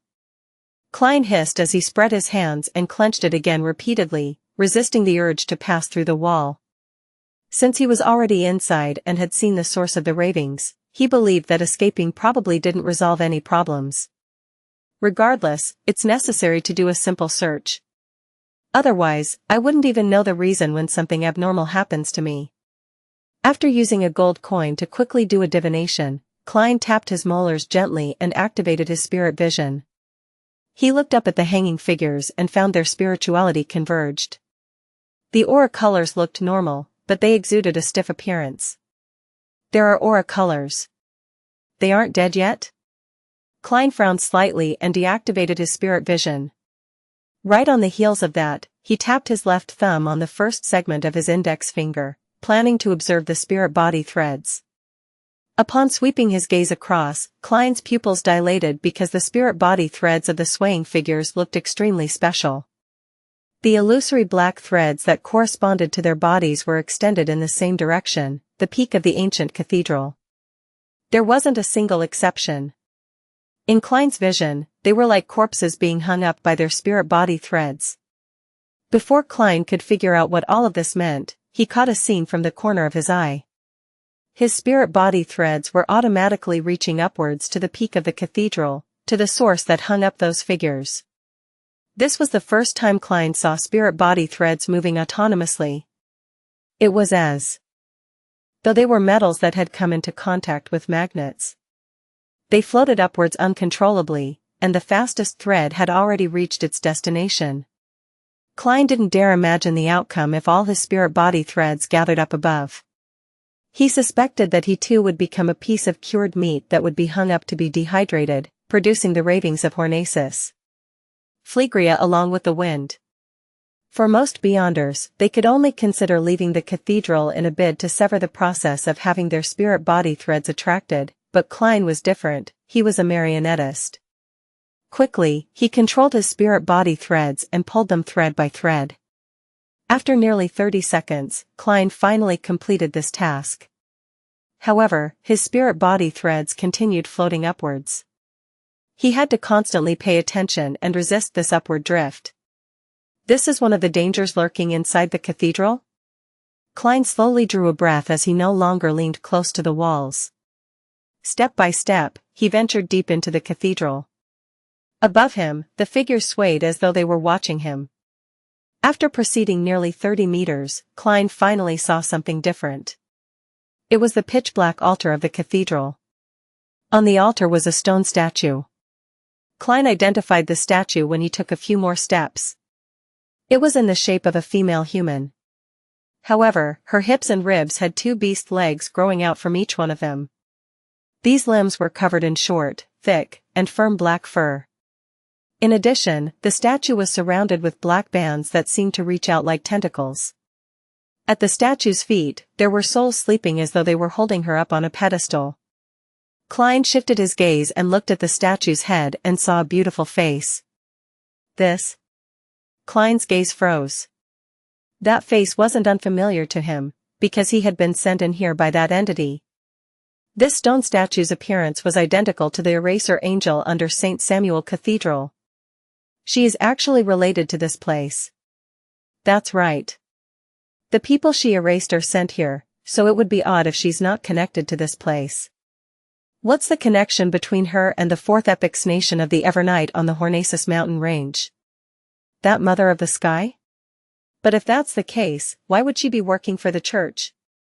Furthermore, such an image does have its resemblance to the demonic wolf that little son mentioned. Many thoughts instantly surfaced in Klein's mind. During this process, he slowly shifted his gaze away in another direction, in the hopes of finding any possible clues. A few seconds later, Klein discovered a figure. It wasn't hung in midair but was seated diagonally behind the statue. 838 Scene from the Historical Void plus, turn off reset. The figure sitting diagonally behind the statue was an elder in a black robe. He wore a hood and his head was bowed with his eyes closed. By his mouth was a thick, long, and white beard. It was as though he hadn't had it trimmed for years, preventing anyone from telling what he originally looked like. And in Klein's eyes, this hoary elder was even more bizarre than the figures hanging in midair. After his spirit body threads extended out from his body, it didn't drift up to the spot which seemed to hide magnets. Instead, they coiled around his body and back on themselves, making the source and destination one and the same. Ordinary spirit body threads stemmed from inside a spirit body, extended outwards in different directions into infinity. As for the figures that hung from above, the sources of their spirit body threads was no different. The destination which they extended out to was gathered at the top of the cathedral, thus, it was obvious that there was something wrong about it. This is the reason why he hasn't been hung up. Or should I say, this is how he avoids the danger inside the cathedral? As Klein controlled his spirit body threads to resist the continuous upward drift, he silently muttered and guessed at the reason. Suddenly, he saw a pair of eyes, a pair of pitch-black eyes that looked like an unlit water surface. The elder sitting behind the statue opened his eyes. He was still alive. Klein subconsciously took a step back as he bent his back slightly, holding out his left palm in front of him. Amidst indescribable silence and anxiety, he saw the hoary elder's eyes move slightly, open his mouth slightly, and speak in a muffled manner. Finally, another seer has come here. Another? Beyonders from the seer pathway have entered this cathedral?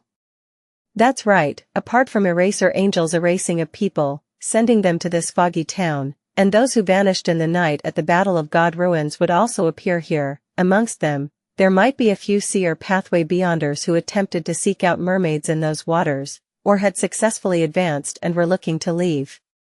Seeing that the other party had no intention of immediately attacking him and had the intention to converse with him, he forcefully composed himself and said after some thought, "Why do you say that?" The hooded elder with black eyes and white beard didn't immediately reply as he asked with a muffled voice, "Do you wish to escape?" "I can tell you how." Klein wasn't moved as he immediately asked, "Then why are you still here?" Since the method to escaping this foggy town was known, why would one stay inside such a dangerous cathedral? The elder drooped his head and chuckled in a throaty manner. "It's because I've died long ago." The hair on Klein's back stood on end as he broke out into a cold sweat. He was speechless. He could tell that the elder wasn't in existence in the form of a soul. Seeing no response, the elder slowly lifted his head and swept his glance at Klein in his Gehrman Sparrow appearance. "I've used special Beyonder powers to seek out the void in this world's history and fate. I sliced off a portion of my projection and left it here. It has been maintained to this day. As for my body and my spirit, they have long died and dissipated. This is such a fascinating power." Klein was unable to verify the claim, so all he could do was ask, "Then why are you giving guidance on how to escape to seers who enter?" The elder's voice remained muffled. "After you open the door, the history and fate in here will experience a change. The projection I sliced will also vanish, and when the time comes, you will see an urn of ashes. I only wish that they could be scattered in the Srenzo River near Intis's capital, Trier. That is my hometown, the place where I was born. Do you know the place I'm referring to? I've no idea how much time has passed in the real world." "He's been imprisoned for at least a century?" Klein frankly replied, "They still exist." "Excellent," the elder said with a nod, his throat apparently filled with phlegm. Although Klein didn't fully trust the person before him, he believed that knowing more made it beneficial for him to make a judgment. Hence, he decided not to waste any time, for fear of being interrupted again. Then, how should I escape? The elder remained sitting in his spot and said without any obvious movement, "See that wall behind the statue? Do you see an inset?" Klein actually didn't wish to follow his instructions. After all, he had been led by Panatia to do so, resulting in him seeing her incomplete mythical creature form and, hence, suffered from shock and damage. However, he had previously planned on surveying the surroundings in search of clues. Therefore, he ultimately carefully shifted his gaze to look at the wall behind the statue. Engraved on it were short and ancient symbols, but there was an empty spot in the middle, preventing it from being connected as one. The blank area was the size of 2 palms and was obviously indented. It was as though someone had dug away a brick on its surface. As long as you find the corresponding obsidian rock and insert it, this wall will tentatively be released from a concealed and secret state. It will showcase illusory colors. When the time comes, I'll tell you of a complicated special symbol. It will be the key to opening the door on the wall, allowing you to escape. The elder didn't turn his head as he looked straight ahead and spoke in detail. A complicated special symbol. A key to opening the door. Klein listened to the ravings of Hornacis. Phlegria. Resound with the wind behind him as a symbol suddenly came to mind. It was the vertical I formed from many secret symbols. It was the information that the Antigonus family's notebook had passed to him by corrupting the misfortune cloth puppet. And the Antigonus family appeared to have a deep connection with the nation of the Evernight on the main peak of the Hornacis mountain range. Could this be the so-called key? Klein retracted his gaze in a calm manner as he asked, "Why did all the seers from before fail?" The elder chuckled and said, "Some of them are as naggy as you are, failing to leave this cathedral before the crimson moon turned clear. They ended up being hung up. It's the case for that fellow who gave himself a handsome face. Likewise for the lady with flawless features." Klein was nearly rendered speechless by the elder's jibe. However, he also learned something. The danger inside the cathedral would greatly increase once the crimson moon turned clear. Even marionettists were unable to control their spirit-body threads. I'll have to constantly take note of the changes in light. Once the crimson moon turns clear, I'll pass through the wall. Klein looked around him and confirmed that the wall closest to the pitch-black altar was 6 to 7 meters away. Then, he quickly came up with an emergency plan. The hooded elder didn't look at him as he continued, "The rest weren't very lucky. They encountered enemies that had lost their reasoning and only wanted them for food. They were then devoured. You have to know that there aren't many beyonders from the seer pathway to begin with. The ones that can become marionettists are even fewer. The number that can come in here due to various reasons are only a handful. Of course, there are a lot more that were attracted and enticed in here, but it was difficult for them to come all the way here as they." He didn't finish his sentence as he slowly looked up and glanced at the top of the ancient cathedral. He then said with a muffled voice, "Their outcomes were equally tragic." "What do you mean?"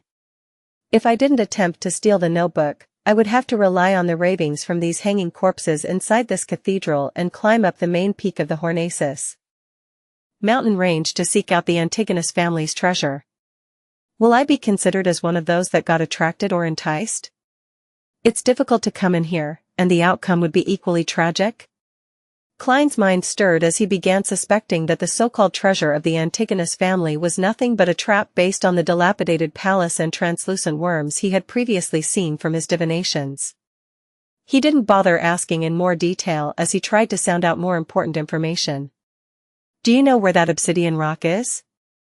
The elder chuckled. "It's in the hands of that demoness of despair." Demoness of despair. So Panatia really is a demoness of despair. Klein had previously addressed Panatia inwardly as such, but that was because he knew that she was called Lady Despair, as well as him being certain that she was a demoness. Hence, he had simplified the two tidbits of information and given her such a nickname. He never expected that the sequence 4 of the demoness pathway was demoness of despair. That will be very difficult for me to obtain that obsidian rock. She's a true demigod. Klein didn't conceal the difficult position he was placed in as he waited to see if the elder had any suggestions. The elder shook his head and said, I'm a person who is long dead. There's very little help I can provide. Didn't you have a marionette when you came in? Yes, but it has already been eaten by the demoness of despair, Klein replied in a seemingly calm manner. The elder sighed and chuckled. I can help you summon him from the history of this world. Just as he said that, Klein saw lines quickly outline themselves beside him, drawing out Admiral of Blood Senior in his triangular hat and dark red coat. Furthermore, the spirit body threads were still under his control. Klein's pupils immediately constricted as he heard the hooded elder add, it can only be maintained for 30 minutes. Make good use of the time. I'll help you strengthen some of the connections, enhancing your control of the marionette. This way, you can let the marionette use your Beyonder powers, and also allow you to swap locations with him instantaneously. The controllable distance and traits of him looking alive will also be boosted. Allow my marionette to use my Beyonder powers? Doesn't this mean that I can use the powers of a faceless to make my marionette turn into another me? A perfect body double? This is a demigod of the seer pathway? This is one of the powers of a bizarro sorcerer? The enemy never knows if the one killed is the real bizarro sorcerer? Also, summoning a marionette from history. This is completely inconceivable. Thoughts surfaced in Klein's mind as he could hardly compose himself. The elder looked up and glanced at him before continuing, give me a paper figurine. Klein frowned slightly and hesitated for a few seconds before taking out a paper figurine and handing it over. The elder reached out his wrinkled hand and took the paper figurine before swiping across it casually. Klein's headache, fever, and enlarged tonsils suddenly disappeared.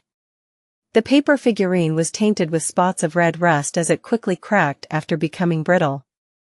Using my paper figurine to transfer my ailment? Klein thought and finally asked, sorry for my breach of etiquette. How may I address you? The elder didn't immediately reply as he said with a sigh, I can only provide you a little help. He paused as he gave a muffled laugh. You can call me, Zeratul. 839 descendant of an ancient god plus, turn off reset. F***ck. At that instant, Klein, who heard the elder's reply, had vulgarities resound in his mind. Apart from that, no other thoughts appeared. Zeratul, the leader of the secret order, a descendant of the fourth epoch Solomon Empire aristocracy, the former owner of the Antigonus family's notebook, and the Beyonder guide for Emperor Roselle. He was a true high-sequence Beyonder of the seer pathway, a miracle invoker who was a secret existence about 2 centuries ago. He was believed by Rhodes to have lost control, turning from an angel into a monster during his attempt to advance to Sequence 1, Attendant of Mysteries. No matter which description was used, he was a heavyweight that the present Klein was unable to resist. He had the feeling of shock that a figure from history textbooks had jumped out of it and walked in front of him, alive. He also felt the air around him appear to congeal as they piled on top of him, crushing his body and stifling his breathing.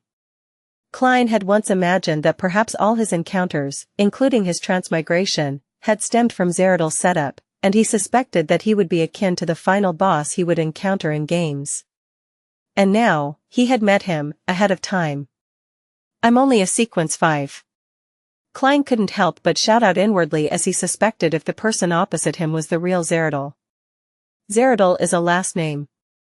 It represents an aristocratic family in the fourth epoch Solomon Empire. In theory, there should be many Zeratuls over 2,000 years of history. Perhaps the one in Roselle's diary is the grandfather, father, brother, or son of that secret order's leader. Also, he mentioned that he has been dead for years, while Rhodes and Septon have testified that the secret order's leader, Zeratul, is still alive. He has just lost control and turned into a monster, turning extremely crazy. Klein tried to convince himself that the situation might not be as terrible as he imagined. This quickly calmed him down as he began to carefully contemplate. The Beyonder powers that this Zeratul showcased doesn't seem like much, but all of them exceed the realm of normalcy.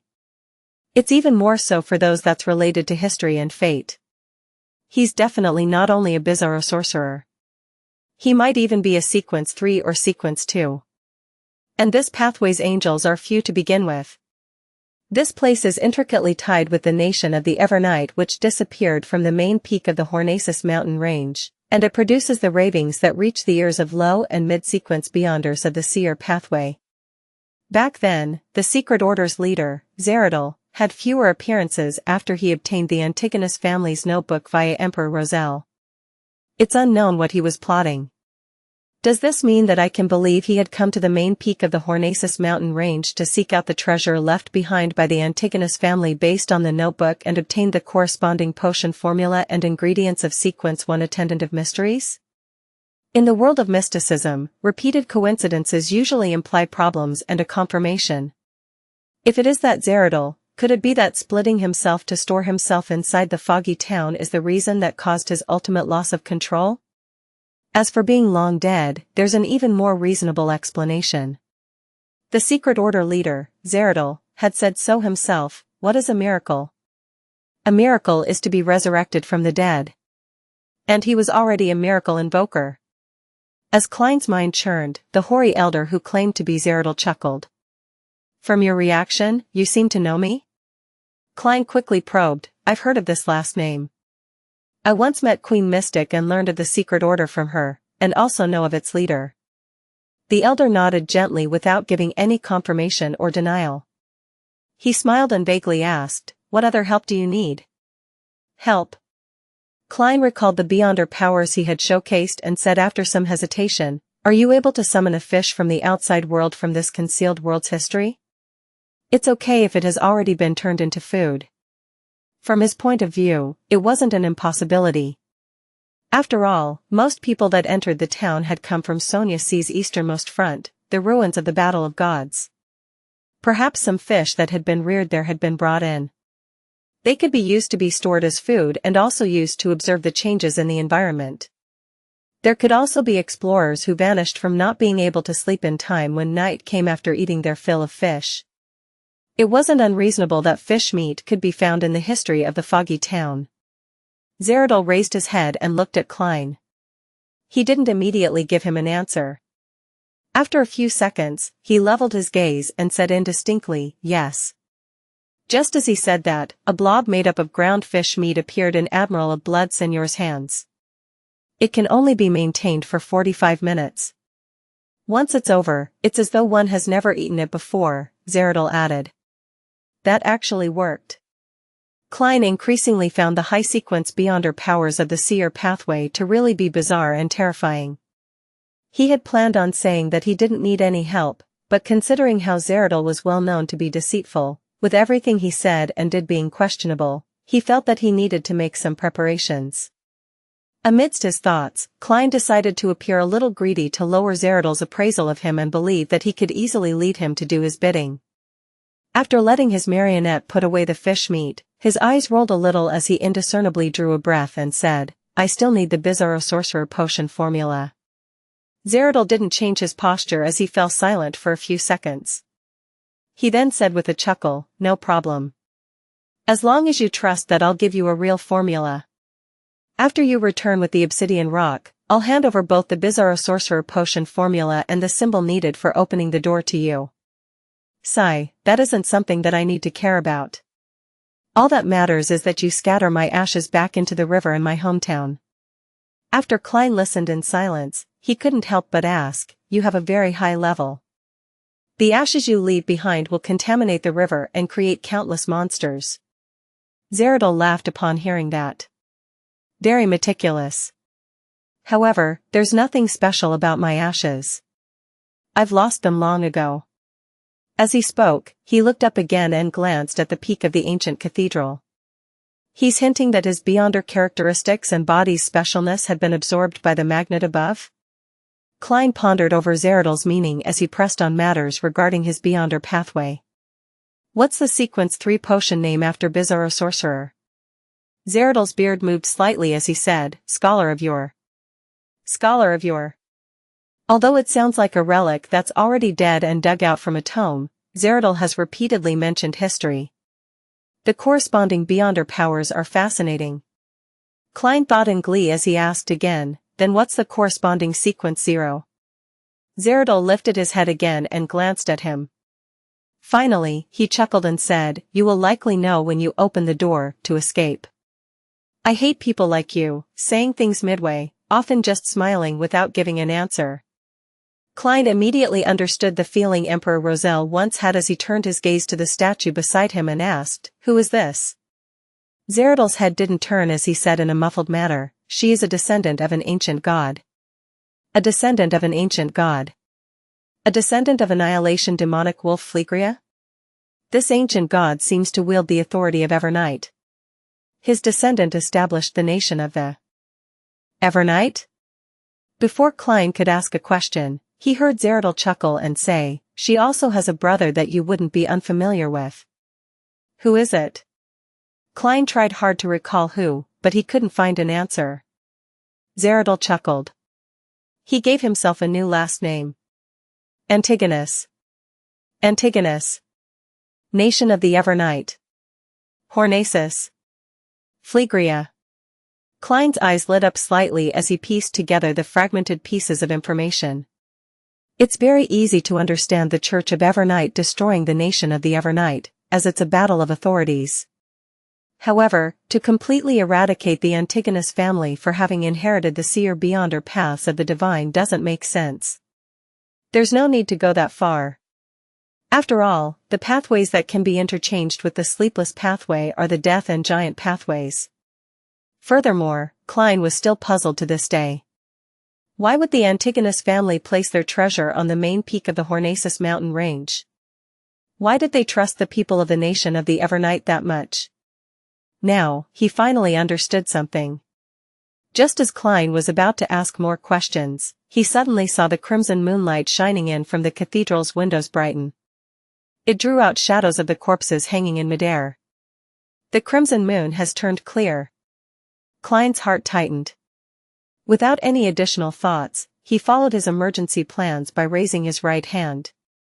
Snapping his fingers, he lit a candle by the wall that was a distance away from him.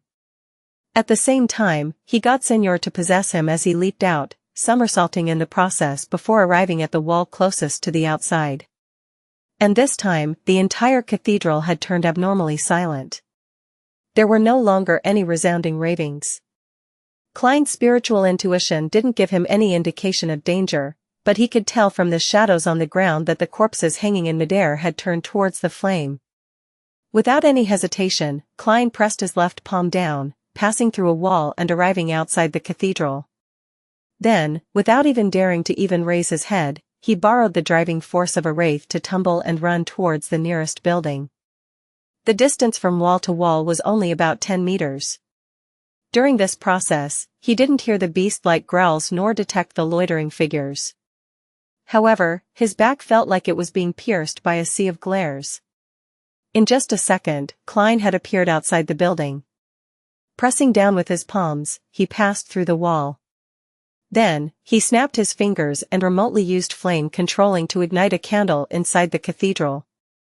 After a brief moment of silence and anxiety, the feeling of being stared at vanished. Beyond the tightly drawn curtains, figures began to appear as they began loitering. With all the abnormalities vanishing, Klein heaved a slight sigh of relief. He began to observe his surroundings. Then, he selected a shadowy spot that wasn't too dark due to the faint moonlight. This was to prevent himself from suffering any sudden attacks. And the few seconds from before had made him come up with a theory about the faint figures and beast-like growls. They were previously corpses that were hung inside the cathedral, producing the ravings of Hornaces. Phlegria. When Klein passed through the wall and left the cathedral, the corpses that hung from above had turned to face the lit candle, and there weren't any figures on the street until Klein remotely used flame controlling and extinguished the flame. Everything was the same as before. When the crimson moon is clear and one's spirituality is enhanced, the magnet at the top of the cathedral will have a stronger influence on the foggy town. It will be able to control those corpses to loiter around and pretend that everything is normal? If that really is the case, the light might actually be attracting the controller's attention. Under such circumstances, if the flame isn't extinguished and the source is locked on, it might result in an extremely terrifying outcome. I can't rely on flame controlling to repeatedly divert the attention of those figures. Klein reminded himself. Then, he turned to use his spirit body thread's vision that he didn't deactivate, to size up the bread, stewed beef potatoes, and red wine on the dining table. He suspected that the food here was part of the magnet at the top of the cathedral. If it was consumed, one's spirit body threads would be corrupted, and it would cause them to be unable to resist floating towards the cathedral. This also explained why eating the food caused them to vanish. They ended up being hung up to dry in the cathedral and be let out to walk when the crimson moon turned clear. This matched Mr. A's description of the vanished people's reappearance under the bright moonlight. At a glance, Klein discovered that the food was like living beings. They had spirit body threads extending out, reaching towards the ancient cathedral. The most special point about them was that they had only one spirit body thread, obviously being different from the dense, countless spirit body threads of a normal living creature. Indeed, it's close to my theory. After obtaining some validation regarding his theory, Klein retracted his gaze and considered how to deal with Demoness of Despair Panatia. Beside him, Wraith Senior in his ancient triangular hat and dark red robe appeared. This marionette's bones cracked as his face squirmed. Soon, he turned into Gehrman Sparrow. This was a marionette using the powers of a faceless. Klein observed his double for a moment and realized that there were some flaws. The clothes couldn't be changed, and if he concealed them with an illusion, it wasn't possible for him to fool a demigod-level Demoness of Despair. Even Mr. A might not fall for it. After some thought, he made Wraith Senior take off his clothes. As for himself, he took off the black clergyman robe, and they switched clothes with one another. While wearing the clothes and hat, Klein's expression turned odd. Over the past 2 months, the marionette had been wearing the same outfit. It had been down the sewers and experienced an explosion, so there were all sorts of smells mixed into the clothes. It wasn't a pleasant smell. Sigh, my present suffering is all a result of my laziness prior to this. Klein sighed silently as he completed changing his appearance. He had turned into Gehrman Sparrow dressed as a pirate captain. At this moment, Senior had also changed into the black clergyman robe. His aura was spirited and no longer cold. He looked no different from a living person. Klein deliberated for a moment and took off Creeping Hunger, allowing Admiral of Blood to wear it on his left hand. This way, the marionette was the perfect copy of Gehrman Sparrow. One must go all the way when putting on an act. Besides, if Creeping Hunger were to revolt at this moment, then it will be eating the marionette. Once the marionette lapses, will it feel cheated? It's like it ate a placebo. As Klein got Senior to get used to his state and take away the fish meat, he seriously began formulating plans. Relying on a marionette that can use my beyonder powers wouldn't be able to defeat a Demoness of Despair. Even stealing the obsidian rock from her is nearly impossible. She's a genuine demigod after all. Even though this extremely convincing marionette gives me a chance of achieving success in battle, such as letting it draw her attention while I complete a sudden sneak attack and constantly swap positions, thus, confusing Panatia so that she can't make an accurate judgment, I can't make up for the disadvantage that stems from the difference in our levels and strength to achieve my goals. I can consider using the marionette to engage in close combat and attempt to control Panatia's spirit body threads. He's already a corpse, so he wouldn't be affected by the plague. I can catch her by surprise using this method. But there are too many problems. First, the mysticism viruses and germs that a Demoness of Despair creates will grow in strength. At its peak, will it be able to affect a zombie? Second, does she still have other beyonder powers I'm not aware of? There's a high chance that it's the case. I'll first make a list and write down my advantages or things that are on par with the Demoness of Despair. Let's see if I can get any ideas. I can disguise myself. A marionette using its beyonder powers can be considered at the level of a demigod. Instantaneous swapping is also one. Apart from them, there isn't anything else. Yes, considering Demoness of Despair's current state, I seem to have something that I'm better at than her.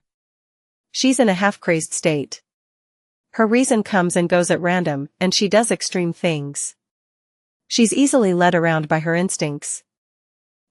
Although she's still good at incitement and allurement, that's an innate quality for catching prey. As for me, I'm in a normal state, and I haven't had any problems with my rationality yet. I'm still able to think and analyze. Don't tell me I need to come out on top using my wit? An idea came to Klein as he gradually formulated a new train of thought and plans.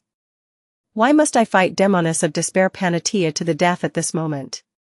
She definitely yearns to escape this foggy town. Deep down in her heart, this will be something that beats her instinctive need to eat. Furthermore, she's still full at the moment. I can try to cooperate with her. She can provide that obsidian rock, and I'll draw the special and secret symbol, putting together the conditions for opening the door. Besides, I'm not too sure about Zeradal. Who knows what schemes he might be up to? He might be secretly plotting something. By pulling a Demoness of Despair into this, it can effectively make the situation chaotic and restrain him in some way. Cooperation is a diplomatic choice, not a militaristic choice. The effects of an intact stand-in at the demigod level will definitely be better than directly engaging in battle. This is equivalent to me obtaining benefits from both sides. Klein rapidly made a decision. As he pondered on the details of him negotiating to cooperate, he patiently waited for the crimson moon to return behind the fog. After a while, the crimson moonlight that seeped through the dark-colored curtains dimmed. Klein immediately made his marionette pass through the wall and leave where he was hiding. Then, Senor walked onto the streets with the appearance of Gehrman Sparrow, walking straight towards the pitch-black cathedral. In about 10 seconds, Klein discovered that Senor was being affected by an ailment. To the dead, this was completely ineffective, but Klein could foresee that, with the passage of time, the ailment would worsen and turn stranger. It might even affect one's nerves and spirituality. This would make the zombie's actions turn stiff. In the end, even its knees would be unable to bend, making movement only being possible by hopping. Thankfully, I didn't choose to use the plan of letting my marionette control the spirit-body threads. Klein immediately made Senor say out loud, I was inside the cathedral for a while, and I'm not dead. I found a way to escape from this place. After saying that, Gehrman Sparrow sniffed as though his resistance to the ailment had weakened due to the declining state of his body. And at this moment, the white-robed Panatia suddenly appeared at the door of the cathedral. Her hair had been tied up once again, looking neat and tidy. Her slightly crazy-looking but beautiful eyes looked at Gehrman Sparrow as she took out a strangely profound obsidian rock. The contours of the obsidian rock was identical to the inset on the wall behind the cathedral's statue. You need it? Panatia asked calmly. Klein discovered that the Demoness of Despair had dispelled her plague and ailment as he hurriedly made Senor nod. Yes. As long as you place it in the correct location in the cathedral, and match it with a special symbol, we will be able to open a door that allows us to escape. I know that the cathedral's interior is very dangerous to you, but this is mainly a result of spirit-body threads. And as a marionettist, I can control spirit-body threads to prevent you from suffering the fate of being hung up. Panatia fell silent for a few seconds as she curled her lips. With a bright smile, she returned with a question, then, I'll become your marionette? Or you can stop helping me at the critical moment, making me turn into a loitering figure under the moon? Klein was long prepared. He immediately made his marionette reply earnestly, what should I do to make you feel at ease? Panatia didn't immediately reply. After some careful thought, she said, give me your hair and flesh. Curses that demonesses are good at? Using Senor's hair and flesh to curse Gehrman Sparrow? Count me as the loser if that works. As Klein felt grounded, he made the marionette appear in a difficult position. Then wouldn't you be able to kill me at any moment? Panatia replied with a smile, you can hand me the hair and flesh only when entering the cathedral. When inside, if there are any signs of me cursing you, you can give up controlling my spirit-body threads. It will be the same the other way round too. If anything abnormal happens to me, I'll immediately curse you. Once the door is opened, I'll leave first. And at the same time, I'll return the flesh and hair to you. Gehrman Sparrow hesitated for a long time as he discussed the details with the Demoness of Despair. Finally, he nodded and said, all right, let's do it. Just as Panatia wanted to say something, her eyes suddenly narrowed as she slowly said, "For some reason, I'm still a little worried."